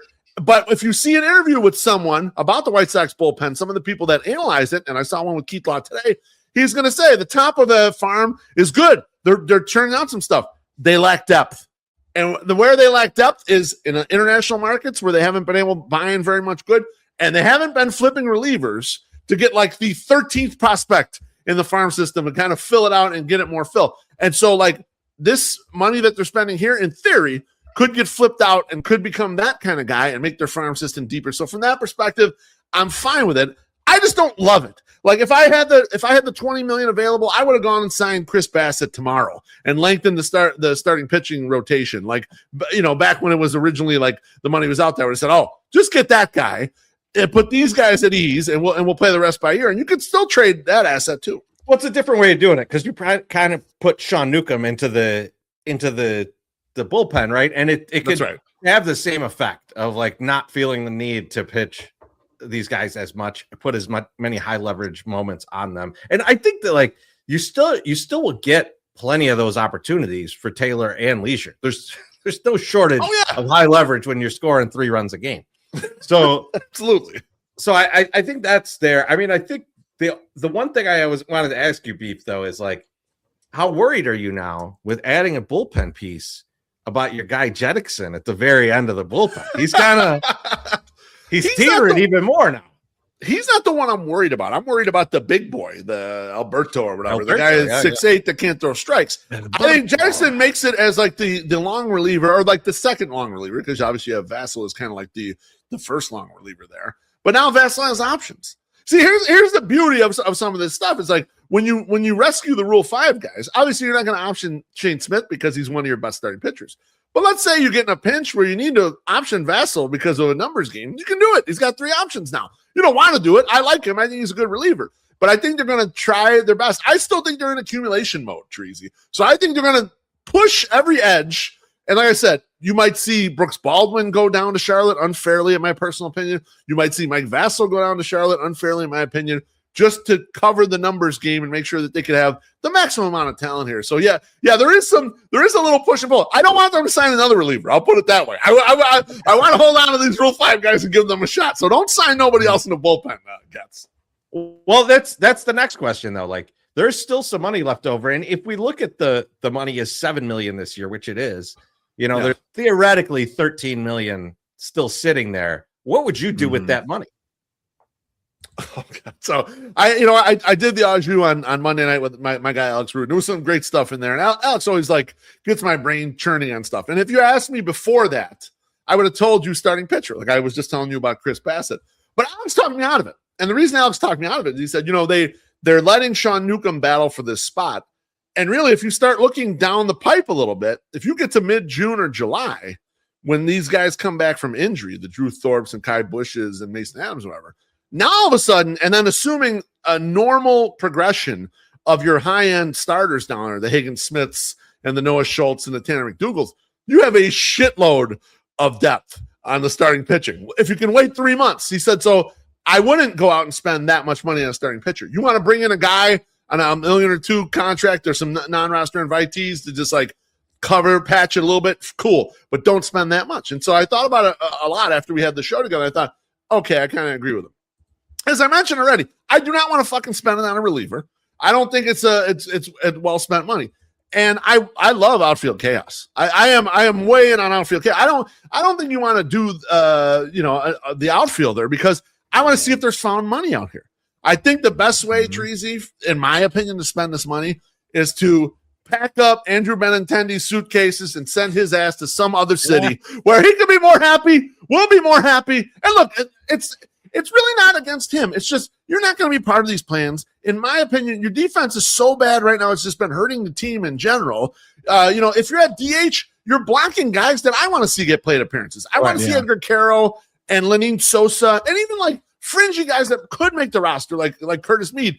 I'd rather see them hit to see if they're going to become something than see you bat, even though you might be, in theory, a better hitter than them right now. So I would ship him out to somewhere, maybe Houston, where they could use lefty bats. And they got the Crawford boxes, so it's not too tricky in left field. Jordan Alvarez can make left field work. Maybe this knucklehead can make left field work there. And send him on his way and let him be somewhere else because I just don't think he belongs here. So I would use that money. I would say, look, we're going to buy out some of this. And even if you get almost nothing in return, if it just ends up being a salary dump, I think it's fine. From your perspective, Treasy, you were like, we got to utilize all this stuff, man. There's opportunity costs that we're missing by playing certain guys, and Benintendi's one of those guys. Yeah, for sure. That's what we're talking about. And I actually had Benintendi listed here, Beef, as like what I would do with it. But I was like, I have it listed, but also said like I don't think they're going to do it. Like I think they're too scared to do it with how weird the outfield is right now. Yeah. MSS, what would you do with the money? Well, unlike Loaf, other than mushrooms. That's a lot of mushrooms. I don't think I don't think I do that. I don't agree with Alex Rude. I think that we need another starting pitcher. I don't agree with this. We have this backlog of things. There's one thing that we've learned as White Sox fans, as we've been doing this for 10 years, is you can never have enough good things. So go get a good thing. Like maybe not the best thing, but something good, something solid. Now, I'd stop short of re-signing Lucas Giolito or Jose Quintana. I wouldn't try to retread any of that stuff. Try something new. Let's just get something that's decent and come in and play. Be a pitcher. I don't know who we can get for $10 million a year out of there or $7 million a year. It's probably not great, but if you can't do that, and if you want to stick with what you were saying, Love, I thought you were going here. Get a third baseman. Can we get a third baseman like that? Vargas is gonna. I want Miguel to play. Right? I want to see Miguel. There's guys I want to see get plate appearances, and Miguel Vargas is one of them. Now, all right, MSS starting pitching only. MSS, you're touching on something that I'm not ready to. It's not a fully baked idea, but I have been thinking a lot about. Miguel Vargas probably ends up back out in the outfield eventually. Like if he keeps hitting, and here's why. Because the White Sox infield, in theory, is already crowded. It's full right now with him at third, right? They just DFA'd Brian Ramos. Acuña is really a second baseman shortstop. He's a middle infielder, right? Sam Antonacci is kind of banging on the door of the majors. He's a middle infielder. Billy Carlson, who's one of their top prospects, is a shortstop. Caleb Bonham is currently an infielder. They're going to draft Rock Chalowski. Like, pretty soon you're going to have so many fucking infielders that are impact players where, like, even pushing like a Mydroth or Acuña to like, utility, you still don't got enough spots for all these fucking guys. And so, like, if Vargas really hits this year, I don't know. I'd get that left field glove warmed up again. Honestly, truthfully, like I'd get him out there. I was laughing, Beef. I was going through old top 100 prospects for, not that I'm going to quiz you guys on that later, but Miguel Vargas was listed in one of the things, and it said second base / left field, and I was like, maybe we should try that again. The reason why they moved him back to third, because apparently he's comfortable with the position, but they wanted him to work on his bat. And we saw the defense is okay. It's not horrible, but it's not like plus. It's not like that's a good defender there. And if the bat takes another step this year, it's going to be playable in every position. So you're not going to worry about it. If he has 30 home runs, he can do whatever the fuck he wants. He can. Exactly. Just saying. He All could, right. I didn't mean he to could cut be you off. worse Benintendi out there, and I'm fine with it. Spend attendy. All right. Well, I think we got a little something that we want to get into. Let me just find the appropriate drop for this if it's still in here. It's still in there. Chris Getz spoke to the media today. I say, what did the man say on the stage? And he says, Pop, the man comes out and says these things. I said, well, what did he say? He says, Pop, he comes out and says some stuff. I said, well, what did he do? He says, Pop, he walks out and he goes, hello, suck this and MF and kiss my big black stuff and suck it and stick it down your mouth and suck it, suck it. That's a good one. There's so many confused kids out there probably listening to that. Like, what is that? That's Eddie Murphy. Very few people tell us that they love that right there. So I'm convinced it's just the three of us who love that. Eddie Murphy doing Bill Cosby is incredible. That's great. In my opinion. What did the man Now, say? if you haven't listened to it, That's I do implore you to go listen to the recap where Ryan McGuffey and David Kaplan interview Chris Getz. And I want to know from you guys what your biggest takeaways were from this interview, other than why is Cap even there? He's like, I'm assessed. What were your biggest takeaways from this interview? Cap was like adding in bumper sticker takes, dude. Like he had nothing. He's like, I heard about this, I read this on Twitter. It's like, dude, do some fucking research. It's the GM of a fucking team, for Christ's sake. You could come with better questions than that. I will. I'll give Cap a little defense though, because like hosting a show like this, sometimes you gotta reset what you're doing. And there's like a part where they're going down this like road of like how many people are on the development staff, which was interesting to people like us, right? Yeah. Like, and it's like, oh, there's 45 people. It used to be 20, and like, let's talk about the process a little bit. And Cap's like, Luis Robert trade. Let's bring it back to the regular fans. We're selling a product here, man. Let's.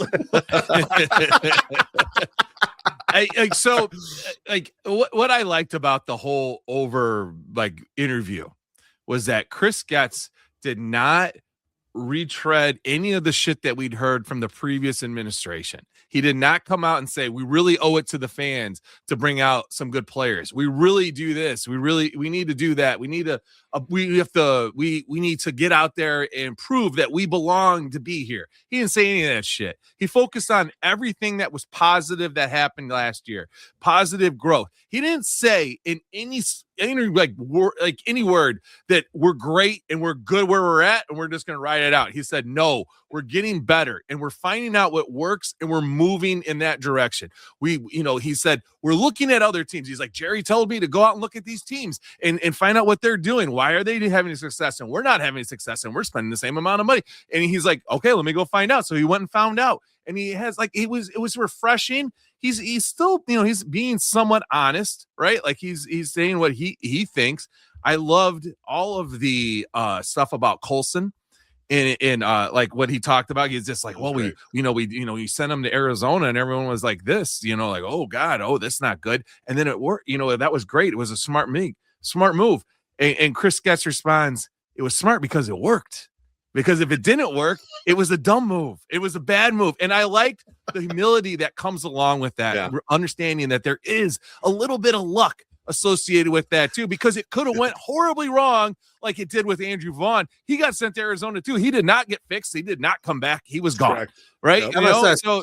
I agree for the most part, I still think there was a little too much patting themselves on the back for a 102 loss season. Well, right. My Winston Wolf came out in me a little bit, and I thought, well, let's not start sucking each other's dicks quite yet. Well, that's the thing. But you know what? I the one thing I thought Guff would go a little harder, but he didn't.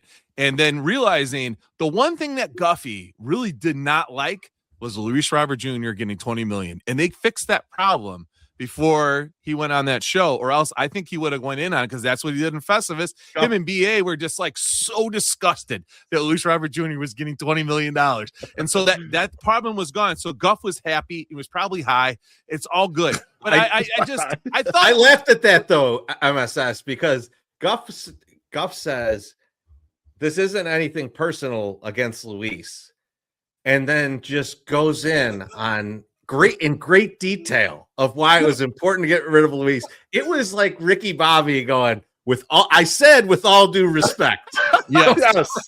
I was like, well, he had some of his personal for Eloy too. I'm going to eviscerate him now. Yep. Exactly. And then he did the same thing with Eloy. Because he did, as soon as Eloy was gone, he went right and he's like, this guy did not work hard. He didn't like either one of those guys for a while before that. No. So it's not like it came out of left field or it was disingenuous. No. It was just funny how he presented it. This is not personal against Luis. It was like, well, it sounded like it. I thought overall great interview. A lot of tidbits, a lot of good information. As you said, Cap added nothing. But like it was fun to hear that. It was also it's somewhat exciting because you're like, the guy's happy. Like Chris Getz, like the hire that everyone was like, well, this was just low effort and didn't work. It's kind of working. Like it's at least trending in the right way. It hasn't bared. The plants are growing. They're in the soil and they're growing. It hasn't bared any fruit yet, but the plant is growing. So you're at least like, oh, at least I did this, right? I got this going. So we got a chance, you know? Yeah, in a way, I disagree with Teresi saying they gave themselves too many flowers. I think there was a lot of humility there. I think they were trying to push him to say all this, and they were trying to get to the grandiose steps of like contention windows and shit. And he just kept saying that like they're trying to add talent. They believe in their process. They're seeing what works. They're trying to figure out what doesn't work. I thought there was even humility in the Colson Montgomery thing. Not only in this part where he said, well, because it worked, he said you need buy-in from the player. He mentions all the shit you need to line up for that to possibly actually fucking work. You need the guy who can actually fix the swing. You need the player being willing to say, oh, okay, you'll take me out of action for 2 weeks, and everyone's going to be asking where the fuck this guy's at. And he's going to go and do that or whatever. And it's like, he acknowledged all the luck that it took. And it started to hit me like a ton of bricks when I was listening to it. And you and I were sharing notes a little bit on MSS, and I agree with every one of your points here. But like, I think Chris Getz is smart in all the ways that Rick Hahn never was. Yeah. He kind of sees the limitations of what he can or can't do. And like so what does he do? He hires the next guy who can help with this thing that they can't get right. They're not figuring out, that sort of thing. Yep. And to me, that's the real part that gives me like a little bit of hope. Like, oh, this thing's kind of turning the corner. This could be a thing. Sorry, I didn't mean to cut you off. And he said, though, I'm sorry, Chris. He has going to do the same thing. But no, I was just going to say, I just like that. I heard all that. I heard all that shit, but I also heard good process brings good results. And it's good to start seeing that success at the major leagues. And it's like, you lost 102 games. And I get what he's talking about and everything. It's hard for me to just be like, yes, the shit's working. Like I do agree to your flowers analogy, and that like the soil that they've put down MSS is good. And like they're not trying to raise crops in the desert here. But like I just also think like we've too early in a process gone, all right, we got it going, we're good. And like I'm just hesitant to do that. I'm jaded. I want you to be last. I want MSS and you to be in front of you. Baloney in the comments says Getz had the Tom Waddle look when Guff went after Luis. Yeah, I didn't watch the video. I had it on YouTube, but I was doing stuff around the house, so I just had it through the speaker. So I didn't get a chance to see what he looked like during. Let's get this drink real quick. Our guy Husky Bardo says, as a bald man, Cap really has a good head for being bald. Only thing he brought to the interview. Cheers, fellas. Cheers, Bardo. We'll see you. Cheers. We'll see you on Saturday. Husky. Can't wait, my friend. Good to see you. Yeah, he was talking to, and I guarantee you, Rick Hahn never felt the same way. And Chris was like, I love talking about our team. I love talking about where we're going. I love what's discussing this. He's like, Jerry wants to hear these stories. I tell him. He's like, I'm out in public and people tell me this and they say this. And I was like, yes, I hope you're not lying. But I bet he does enjoy telling people, hey, yeah, we're doing this. And people are excited. You saw, I mean, obviously, we were beaten, we were starved, and someone threw us a Ritz last year. And we were like, God damn. This is delicious. We'll just keep the Eddie Murphy shit going tonight. But like, yeah, it's like it just seemed different though. It seems different. It seems exciting. The off season was not as crazy and shitty as normal. So, but yeah, no, I love the interview. Everyone should definitely listen to it. MSS, when you look at the overall interview and you talking about Getz, do you feel like he can talk to other, like he talks about this a little bit, do you feel like he could talk to other GMs and other teams much better than the Kenny Williams and Rick Hahn group? Like it because like I feel like it always felt like they were just trying to get something over on people, and like he even refers to that a little bit, not saying it's them, but like he makes that reference, and I was just kind of like, there's a reason that this line of questioning is going down. Like these people know something that we don't know to even go get into this. Oh, for sure. And yeah, he said it. He's like, I don't like to go out there and hide the warts on the player that I'm trying to trade. Like, I want to be honest and say, this is what we're working on, or this is what we're doing. But yeah, he also doesn't like go. Chris Getz, you're talking, you said it in the beginning, Loaf. You went from 20 to 45, people that are doing optics. You're hiring people that are potentially smarter than you in your job. That's right. That are going to make you look better. I don't think we saw that. I think we saw Ken and Rick thought they knew everything and they were the smartest people in the room. And I don't think Chris exudes that whatsoever. No, I 100% agree. And he's like, I want to absorb something. I want to learn this. You're better at this. This is something that I feel like I even use with our vendors and people that we've talked to. They'll be like, hey, what do you want to do in this situation? I'll be like, listen, you're the expert. You tell me how it's supposed to look or what it's supposed to do. I'm going with you because you're the expert in this. I am not the expert. I'll make the file for you. I'll make the design, but you tell me where the placement should be, how big it should be, whatever that stuff. You're the expert here. I got to trust you. And I think Chris is hiring people in that he trusts. And it's like, again, we're not winning the World Series, but at least it's better than what it was before. It's moving in the right direction. So we're moving up. We're moving on up. Woo. Hard not to when you lose 121 games. But Beef, listen, what were some of your takeaways? You can't keep saying that. No. Let him. I want him on that side. We're on this side. Okay. Treasy's on that side. And we're gonna keep it that way. I'm not taking a side. I'm just being cautious. I'm just being cautious. Good vibes, bad vibes. That's right. Yes. That's right. Yeah. We got it. We got them on lockdown now. All right. You're not paying for Twitter for 12 hours to get the name again. We'll see what happens. You guys and your fucking vibes. I've had enough. I've had enough of this shit. Man, we you know what, Love? We're gonna make a good vibe shirt. And we're not giving one to Trees. Don't get one. It's going to be tie-dyed, and it's going to have a mushroom on it. And you're going to have want. A beef and a mushroom. We're going to have to give one to me because between you two and the two people that buy it, you're not going to have enough for a minimum order. Oh, that sounds like a challenge. I think we're doing it now. Oh, go for it. Put your own money up. This is the Trezo we need right here. We need red ass Teresi into the season. That's what we need. Beef, what were your stupid fucking takeaways? Well, you know what? MSS hit a lot of high notes. I really agree with a lot of the things he said. But one thing that we have a group chat with us three, and then and Aloha, Mr. Hand, and Wally Money. And Mr. Hand, the first thing Mr. Hand says, because he's like, I'll give you guys my feedback on the McGuffey interview, and he's like, I love Chris Getz's transparency. And I've said it on this show multiple times already. Chris Getz tells us too much, and our fan base is too stupid to really absorb all of it. And I'm worried because this was very transparent. A lot of shit in there was super transparent that I was like, oh my God, someone's going to take some shit the wrong way, and this is going to go crazy on Twitter. Now, I love it for fans like us who really want to absorb all this stuff and understand what they're doing or whatever, where we always felt like we were getting a lawyer speak. We're not getting the real shit from the last group. But now I feel like we're getting as much as they can give us in reality. Like, I know they ain't giving us everything, but probably too much for everyone else. What I love is early on, he fucking backhanded Han. He shit all over Han. And he was talking, they asked him a question about when it's time to bring up prospects. And he said, he said that, you want to make it organic.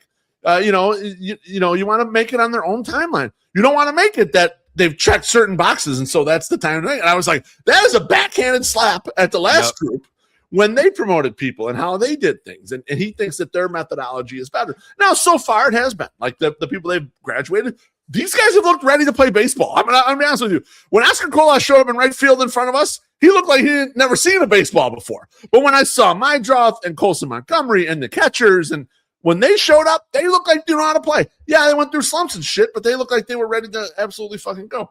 You mentioned the Colson Montgomery stuff was very candid. He was pretty candid too about the Shane Smith thing and about what they have to offer. He said that he told Shane Smith, Rule 5 guys often think, of the amount of pressure they're under, that they have to be on the roster, and so like they got to be perfect out there. And he told Shane Smith, we just want you to play. We have room to have you play. Go ahead and just play. It's like, for now, we have the opportunity to have these types of guys and let them run for a little bit. And they shouldn't be feeling pressure like they're on some team that's winning 95 games, and if they don't perform, they're going to be out of the lineup tomorrow. And we need to communicate that to them. And it's a real thing, right? It's kind of a fucked up thing to say because your team stinks, but it is reality, This is where I agree. I really liked something that he said along the same lines, and understanding where the team is, right? Like he understands it does, like I'm giving a lot of shit, but he understands that like even if they make another 19 game jump, they're still a sub 500 team, right? Like so the way he's looking at the offseason isn't putting all kinds of pressure on himself to do the wrong thing, right? And so they asked him about the outfield, and you could take it as him switching the subject, right? But I did like that he was like, if that presents itself, great, but there's other places that we can find runs, that we can find wins. And he's talking about Seranthony, and obviously they haven't actually signed him until today. So they couldn't mention the real name, but they talked through this. Talking about that. But it was the realization from him that he's looking at what's available out there. We showed it earlier. Yeah, it's just trash. I mean, there was like the real big guys and then Kaka, right? And so he looked at that and said, exactly what me and you were talking about over drinks recently with the Bears, where it's like there's a chance they can't get an edge rusher. As much as we know they need an edge rusher, there's a chance they're not going to get a very good one through the draft or free agency, just the way that things are playing out. And you were like, should they just get like some big dudes and try and just stop the run? Just get killers at other spots, yeah. And Getz thinking about the offseason like that, of like, the outfield's unfixable right now. I'm going to just throw a bunch of shit over there and see what we could do. Like, all the windows are broken. We're putting up plastic, all right? But I got a door guy. Maybe Fuller and Derek Shulman could get one of these guys through. We don't know. We're going to try it. I got an HVAC guy, though, that could like really put a good system in the house. And so like him looking at things like that. And I wouldn't be surprised if they add either another starter or just some kind of relief depth in terms of like some minor league contracts or something to just try and shore up a little more of the pitching, knowing that like infield looks okay, catching's fine, outfield, I don't want to look at that. And then pitching's coming, but why rush it? So make sure you get a little coverage. But on the pitching part too, I really liked something that he was talking about kind of like there's never enough starting pitching depth, right? And realizing that, and it seems so obvious. We've talked about it for so many years on this show, right? I mean, like we're 6-7 years ago, we're talking about how you need 8 starters going into the season, or else you have no chance. Like, because overall, you're going to need about 13 different guys who are going to start games or something like that. And it seems so obvious, but we've seen across the league, and then especially with the Sox, them fuck this up. Right? Like, just like what we need another center fielder, so like that type of stuff. Austin and to hear Jackson. him just think about Austin Jackson was the number one option. There was no one behind him. Absolutely none. JB Shuck. We had 5 catchers and none of them could catch. And you look at like how many pitchers you're going to need, and like I like him thinking about it that way of like, we need a lot of pitchers to get through the season, especially these are young guys. You got some guys coming back from injury mid-season or early in the season. Like him thinking about it that way, it just like it relaxed me a little bit going, okay, he's not insane. And that I think also when you look at the list of the free agents that we popped earlier, he's been picking off wherever he can when something falls through the cracks. Right. And he's going to grab it. Now, obviously, Murakami is the biggest version of that and the best possible outcome kind of thing of that.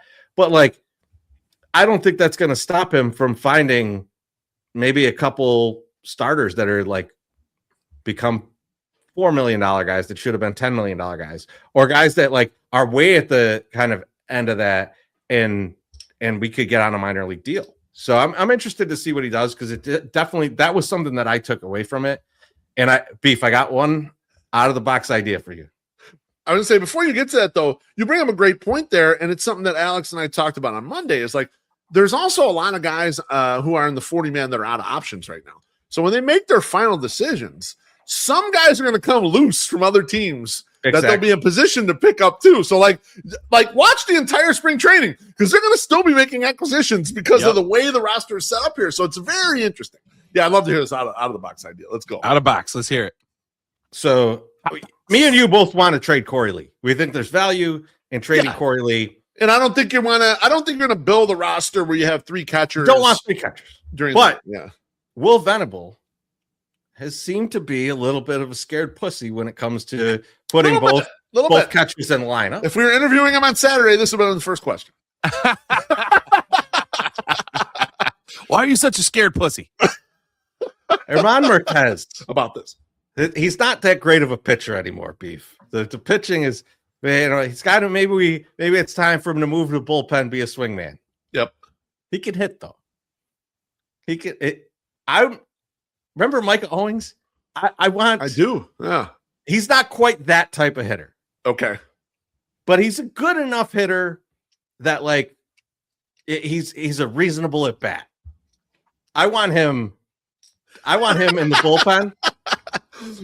Pinch hit. Eat up some bullshit innings throughout the thing, but let Edgar Caro DH a lot, because if he has to come out of the game for some weird reason, or if he has to move the catcher, Marquez just goes in and he'll hit for himself and hits. Yeah. I like it. That's a good blocker right there for that thing. Yeah, they shouldn't be scared of that shit. They got to start getting used to it and getting these guys. Like if both these catchers don't get injuries aside, they don't get 400 plate appearances each. We're screwing it up. They got to bat a bunch. Yep. MSS, you pay some bills? Sounds like a great idea. Looking for a perfect way to kick off the new year? Start fresh with a brand new Mazda. Whether you're looking for a sporty sedan or a versatile SUV, Mazda has the right vehicle for you. With Mazda's signature sleek design and unmatched performance, you'll turn heads everywhere you go. And with advanced safety features like blind spot monitoring and lane departure warning, you can feel confident and protected on the road. Plus, with cutting-edge technology like Apple CarPlay and Android Audio, you can stay connected and entertained while you drive. And with Mazda's commitment to sustainability, you can feel good about reducing your carbon footprint. Visit MazdaRowlandPark.com to get all the specs and details on the complete line of Mazda. Whether you're from the Chicagoland area, Northwest Indiana, or Southeast Wisconsin, they would love to have you visit and test drive a Mazda today. Happy New Year from your friends at Mazda of Orland Park. Mazda of Orland Park, home of the Zoom Zoom Nation. 8910 West 159th Street, Orland Park. 708-444-3200. Zoom Zoom. It's time for Last Call.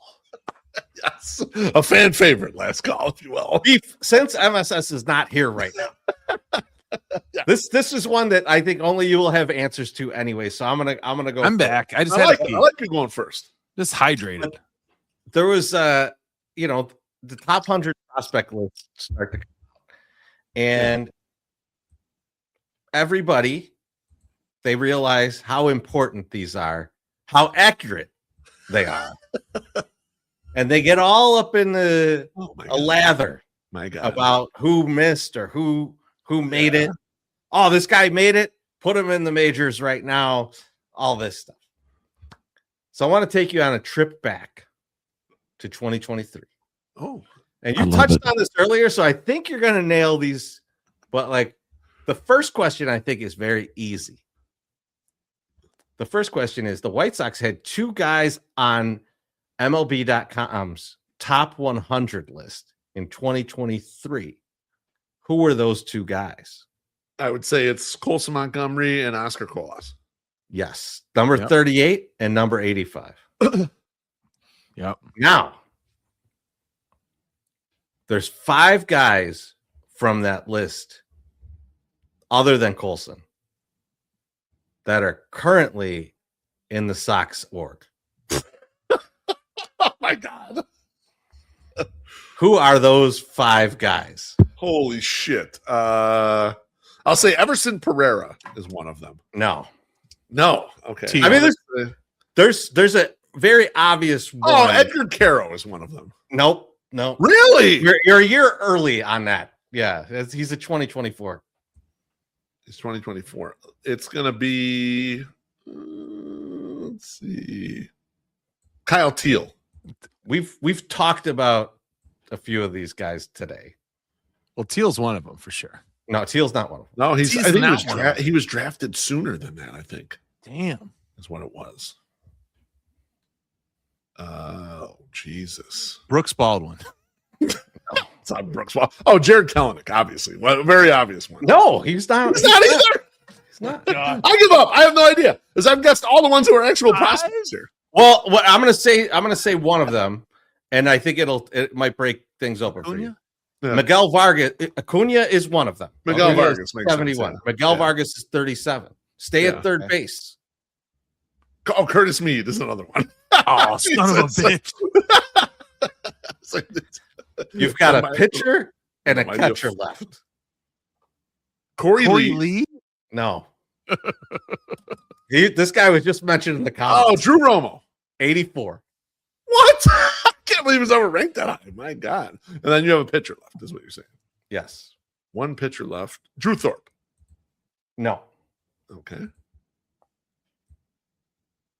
Got to be someone of an earlier. You've named a lot of guys that were on the 2024 list, by the way. Kai Bush? No. Think a guy that we recently picked up. We picked this guy up last year. Oh, shit. No. Wow. That guy's too old. He's starting pitcher? Technically, yes. Oh. God. I got nothing. I have no idea. Owen White. He's not on the roster anymore. Is he not? He's not there anymore? Gone. No, he's gone. They still list him on MLB.com. They still list him as Sox. He's gone. Okay, I didn't realize he was gone. So you got the other 4. Now that took a while though. I was like, man, it did. Should have gotten that sooner. Though. Now 2016 is very big right now. You got 2 guys they're actually on the big league roster, who are top 100 in the 2016 MLB.com list. Who are they? Andrew Benintendi is one of them. That's correct. He's 25. He's not the highest ranked. 2016. Who the fuck else is on the current roster? Who's old enough to be on there? Is it we just get him? Don't tell me it's Anthony K. It's what? Don't tell me it's Anthony K. It's not. No. But I think MSS is on the right track. Seranthony Dominguez? No, not quite, but not quite that recent. But Sean Newcomb. That's correct. 21. Ridiculous. That's insane. Wow.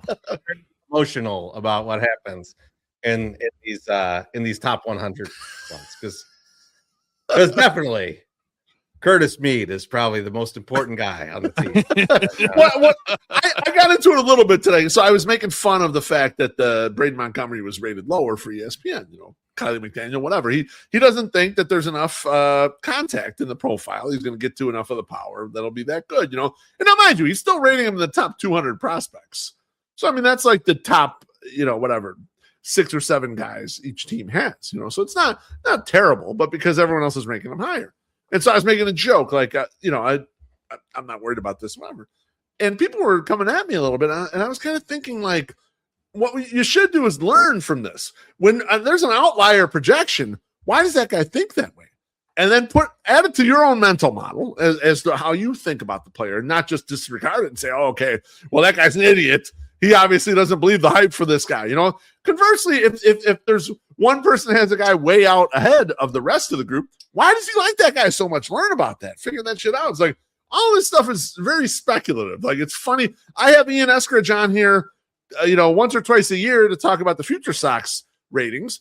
And we talk through things that I think are crazy with their ratings. And Ian gives explanations of, it could be this or the profile or whatever. And you learn a lot from just like thinking through it. Ian watches all these games, right? Like, Ian's very ingrained in this. No one's watching more than Ian. There's no when he's saying stuff like that, I'm like, you should listen. I know this guy pays really close attention, and it's not just reading stats, or he's just not doing it. He's watching all these games. He's immersed in this. He's immersed. But when people are just like in the comments going like, this is fucking bullshit, and I'm just like, I know you haven't watched any of this guy's play. You haven't looked. There's no way to see advanced analytics on a guy that they don't present advanced analytics for. Right. So you're basically just going off of like vibes and like some stats that in like single and double A. And like, I mean, like this vibes are okay. We just keep going back to the fact that like when you see a tweet and someone responding to it, like people just feel the need to respond. Like they don't know shit about the situation, but they're like, I got to get my 2 cents in here. How many people were commenting on my inside joke to you that I got suspended for? I knew nothing about it. And I'm like, I'm talking about a guy that you could not have possibly met. And you're not even seeing what I was responding to from Beef. And there's comments. So it's like, all right. That's why I love Twitter, honestly. It's the best. Baloney says, vibes again, print the shirts. Don't worry, we're going to do an au jus with some vibes. So yeah, we got something planned coming up. It's going to be nice right before the season. MSS, what do you got for us? What do I have for you? I'm surprised that our guy has not brought it up, but I have a J-Mac update. For you guys. I didn't know this was going to come up right away when I did that, but I was going to try to build it up. But I want you guys to know what J-Mac is doing these days. And he came across my feed this morning. I don't know why all these porn people are in my feed because I'm not the porn guy. But J-Mac was in there, and it was the AVNs. Was just this last weekend.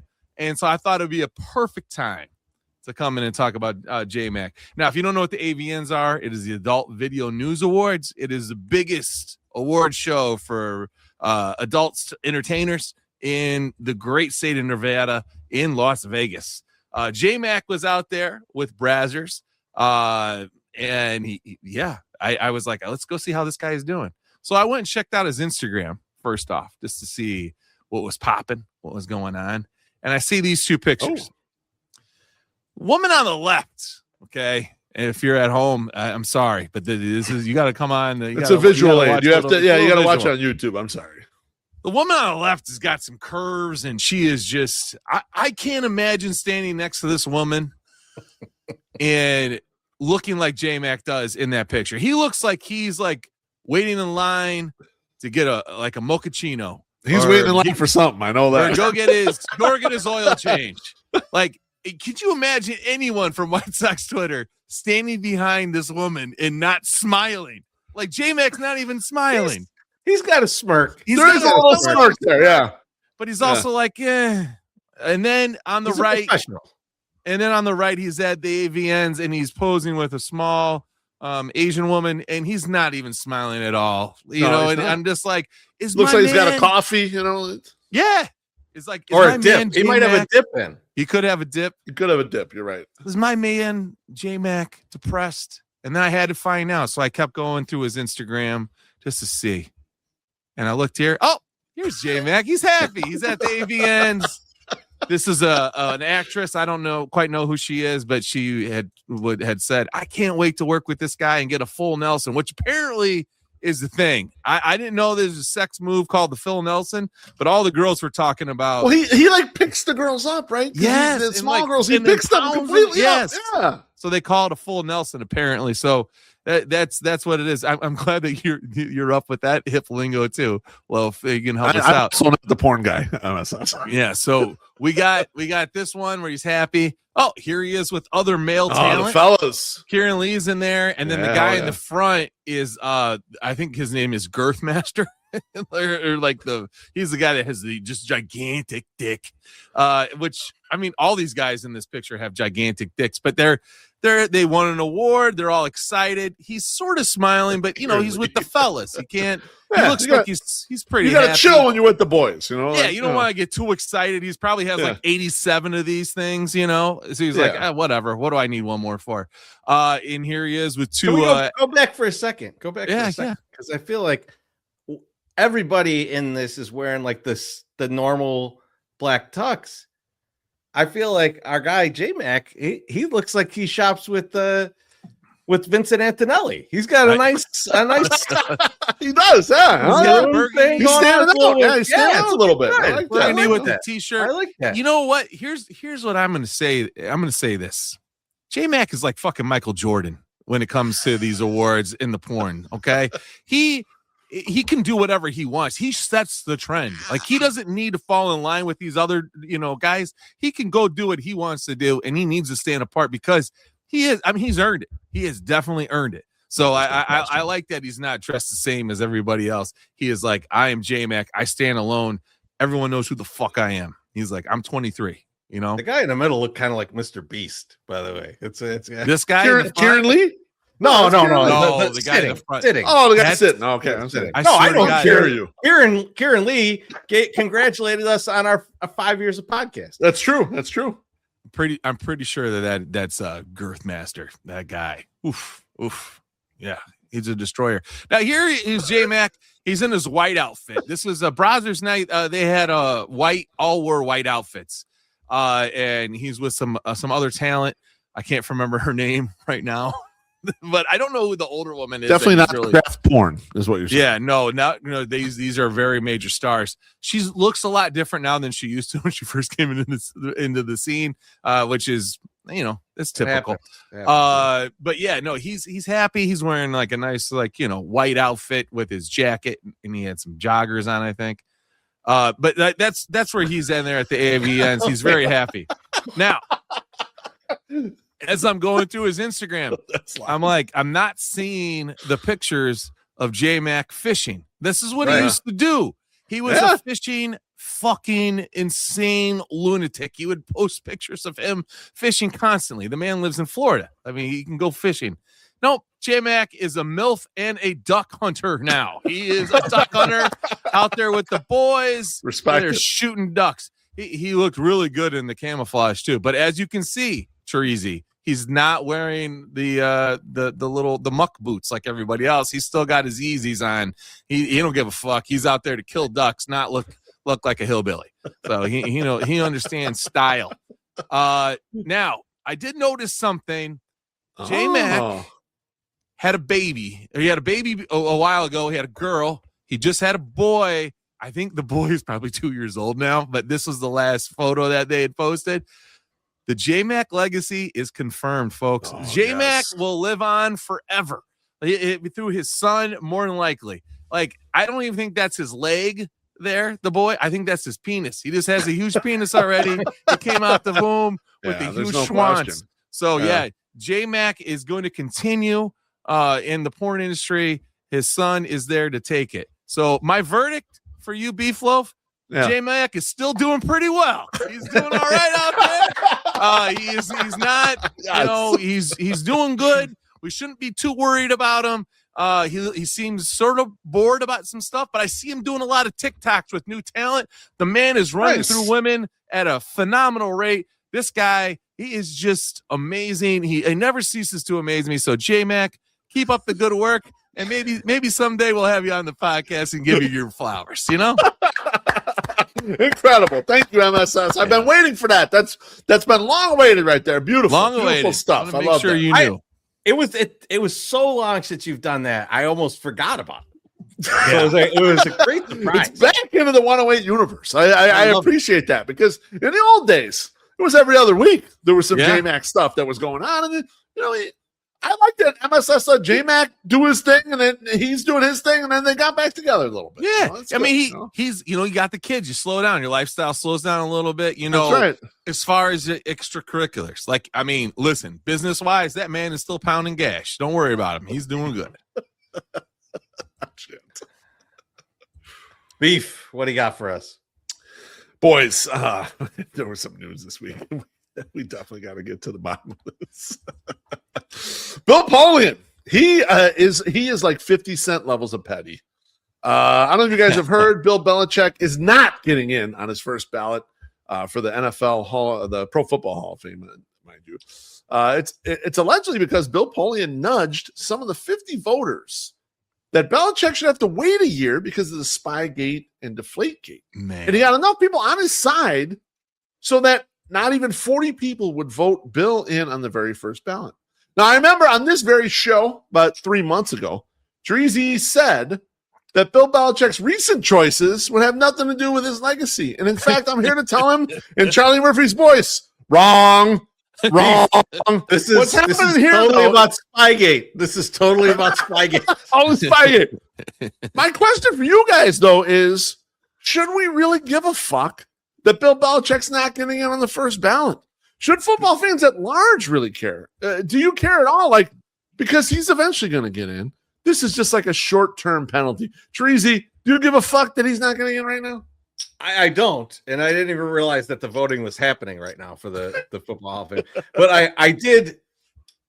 I almost like it because it is spawned so much internet ridiculousness. And I saw that tweet, and I don't know if someone posted the picture or they quote tweeted it, but they said Bill Belichick waited 49 years for his girlfriend to be born. He could wait a couple of years. Yes. I saw that. That's classic. It was a great tweet. Paul's right. But yeah, I was like, I mean, like, this is, I think the stupidest part of this is Bill Polian wasting any of his fucking time doing this. Right. Like, how could you? Like, even if you do give a fuck, like, why waste a favor? These guys are a favor on this. I'll tell you why, I'll tell you why, Trezo. Because these guys are lifetime competitors, and this is one last chance to get over on this asshole. Yep. This guy beat him in AFC championships and blocked the Colts when he was the GM from getting into the Super Bowl or whatever. And it's a one last fuck you. I'm going to angle on you. I'm going to kick your ass one last time on this thing. And in a way, it was like 50 Cent doing the thing about Diddy. It was so petty and so hateful. And I was like, dude, this is fucking great. I am so glad this guy did this. And the reason why I'm glad he did it, because it causes a ton of drama. And there's a bunch of people who claim they hate Bill Belichick that are now like sticking up for him. This is a disgrace. He's got to be a first ballot or whatever. It's like, who gives a fuck? It's a fucking museum. But it's causing a lot of chaos, but no harm overall. Because Belichick will get in on the next one. No problem, because everyone's like, okay, we gave the year or whatever. We fucked around with this guy. We gave him some shit or whatever. We're putting him in. It's the anti-MLB. See, if MLB would have just done this to Barry Bonds and all these guys and fucked with them a little bit, but then let them in there, then you would have a good historical track record of what happened in MLB. In pro football, look, they cheated. These motherfuckers cheated. And Belichick was always on the edge of trying to find an advantage. We don't know what times they didn't catch these motherfuckers cheating. And in a way, that to me, that's fine overall. And this is the penance. This is the you got to take the medicine. It's fine to me. MSS, what did you think about this shit? No, I mean, it's inconsequential, but I mean, MJ did much worse for much less. You know, so like if you're a competitor, you want to definitely keep fucking the person over. And so it is weird. And it's funny that you draw that parallel to the MLB too, because you're right. Like he could have owned it instead of now, no, We can't do it. But then there's some people that are in and some people that aren't in and some people that won't get in. But, you know, I just can't wait till Tom Brady doesn't get it on his first try. Like, because he was involved in the cheating too. He's part of this, They're like, you can't be a first ballot guy because, you know, you're part of the cheating. Because you said a thing. He's gonna have to call in another favor, you know, for this. But yeah, I don't know. I don't do I even fucking care who's in Canton, Ohio? No, I don't care who's in Canton, Ohio. I can't tell you who was in the last class, so how can I actually care? I think Devin Hester was in the last class. I am glad that stuff like this happens because it should lower the credibility of all the Hall of Fames because they're kind of little bit of fucked up organizations. Here's the thing. It's cool when your guy gets in there and it's fun to celebrate, but otherwise you shouldn't worry about it that much. Like, enjoy it and go to the museums, and it's cool to see all the shit. And it's like, yeah, it's good to go down memory lane, but it shouldn't be held in such esteem. Like, this is a big fucking deal if this asshole doesn't get out of the first one. And he was a huge, like, here's the thing too, like in baseball, because a lot of the writers writing, if you were a huge asshole like Belichick generally was for his entire career when he was coaching, even when he was with shitty ass Cleveland teams or whatever the fuck, he was a huge prick. Yeah, let's give you the penance. Fine, you deserve it a a little bit, you know. That's what happened to Jim Rice, right? For the longest time, Jim Rice wasn't in because he was a jagoff. Yeah. And if you're a jagoff, maybe you deserve some of that. Mailman Jack says Bill Saga will have a happy ending. Robert, how dare you? One of our friends almost got caught up in that song. How dare you bring that up? That was a shot at us, Treasy, because we got a friend who was involved in some of that. Take it easy, Jack. All right. I think so. Local idiot almost gets caught with Robert Kraft. I want that news story. I still want that news story. But I'm overall, I'm glad this happened. I'm glad this got brought up. And every once in a while, you'll see a story like this with the NFL Hall of Fame, the Pro Football Hall of Fame. But you know what? In the other direction, they tend to do it right because they put Steve McMichael in before he passed away, and that was deserved. And he was sort of a guy who, if you didn't think about it hard, you're not putting him in. But because he got sick and they started thinking about it, and you start looking at all the shit, you're like, oh yeah, this guy should be in here, and it's kind of under the radar or whatever. What they should do is, instead of worrying about this shit, is look at the guys who were great performers that laid under the radar that should be in, and put one of those motherfuckers in here this year instead of Belichick. Right. If you're pushing Belichick out, you should push someone in. Push someone in there that deserves. Yeah, if it's just an empty slot, it's like, or if you just don't put anyone else in, that's fucking stupid. Like, what are you? Absolutely. You're wasting everybody's time. So yeah, I agree with that. Someone put about Pete Rose in the comments, and I saw something recently that pissed me off about Pete Rose because he signed some baseball like with the amount of hits that he had, and then like steroids 0. And like whenever you see someone from like the 70s and 80s talking shit about how these guys did steroids, just look up their name and then amphetamines, and you will definitely find that they did amphetamines. And Pete Rose talks about it and was like, but it never gave me strength and helped me hit home runs and shit. Like, dude, the only reason, like the thing that your claim to fame is that you were able to play enough fucking games to get that many hits. You know how you did that? Amphetamines. Steve Stone said it on the radio one time. I heard him. They asked him about this shit. He said, yeah, there would be one coffee that was the regular coffee and one coffee that had the green stuff in it. You know what that is? And if you had a hard night, you would have the one with the green stuff and you feel better for the game. Yeah, everyone fucking knew it. They were all on drugs. Yep. And Pete Rose is a gigantic asshole. Like, the biggest asshole on earth, basically. He could have totally been in the Hall of Fame by now by just not being such a big, huge penis. He had so many people that were so all he had to do though was die to get in the Hall of Fame. Just a big piece of shit. As far as I can tell. Yeah, I mean, there's tons of that in Major League Baseball, but like I always soft skills. I get annoyed, and Bill Polian falls into this. Like, I'm sure he did underhanded shit too. Of course. I'm sure he wasn't above the board on everything that he did, but like because he fucking hates Bill Belichick, he's gonna point out these things that he did, not point out the 9 Super Bowls he went to. You know, like right? Fuck all these guys. All right. I think it's time for thank yous and GFYs. My Suck Summer, who you thinking are GFY? 2 weeks in a row. I'm going to run it back. I'm going to thank all the people that have bought tickets for our after party tomorrow or Saturday, not tomorrow. Saturday. It's not midnight yet. They come through. We appreciate it. Thank you for buying tickets. We're going to have a fun time. You're going to get some free shit. And my GFY is going to go out to all the people that have yet still to buy those tickets. Get your fucking ass out there. You want to be into the thank yous? Go buy a ticket, 108.ing/party, and come party with us. $20. It's just $20 bucks. What the fuck? Come have a good time. Now, listen, if you're hurting for money, you tell me. Shoot me a DM. Say, MSS, I really want to be there, but I don't want to spend that money on a ticket. I want to spend $100 on beer. You let me know, and I'll bring you in. You can come in. We'll figure it out. We'll make it all work. Okay. All right. So you just let me know. But yeah, that's my thank you and GFYs. But looking forward to seeing all the Sox fans this weekend. Big time. It's going to be a good time. And the 108 fans. It's going to be a good time. Good back. Fuck yeah. Beef, who you thinking of GFY? I want to give a big hearty RIP to Terry Boers, a big bye cracky to you. Rest in power, King. One of the biggest influences on the hashtag 108 thing. So cheers to everyone who was celebrating his life this week. It was fun to listen to all the content. Matt Spiegel did a great job of kind of harnessing all the people that were going to come and talk on 6-7 The Score. He was a terrific master of ceremonies for all that. So it was great to hear all the Terry stuff. Just I've always been a big Terry fan. Love him. So cheers. Cheers. Terry.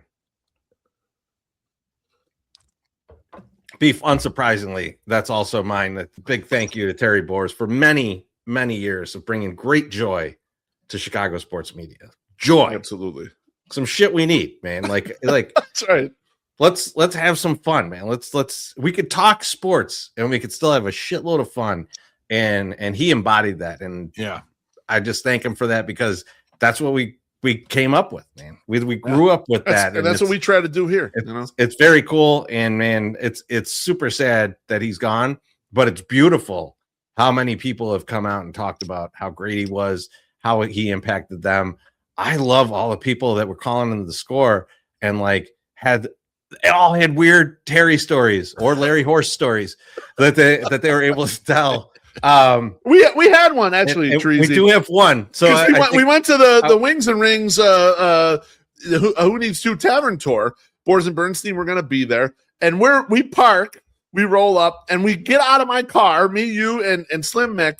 And there's Terry Boers standing there on the sidewalk. He has just parked his car. He has no clue how to feed the meter. He has no, because it's like on the app and all that shit. He's just looking around. He has no fucking idea what's supposed to happen. So we walk right past him. We go inside and we mention it to Dan Bernstein. He's like, well, they got a parking lot in the back for us. I don't know why Terry parked out there. So when the show started, he brings it up. He goes, those guys right there saw you outside confused with the meter. What are you doing? I don't know. Hey, buddy, I just couldn't figure it out. Classic Terry, fucking ridiculous shit. Right here in Bridgeport. Just said the Buffalo Wings and Rings. That was awesome. That was awesome. Awesome day. I still remember that day because Beef, me and you and Slim Mick are sitting in the booth. And Slim Mick goes, is that your dad? And we look over with no coordination. Our dad is at the same place. He's sitting at the bar. We wave over to him. He comes over. He's like, don't tell your mother I was here.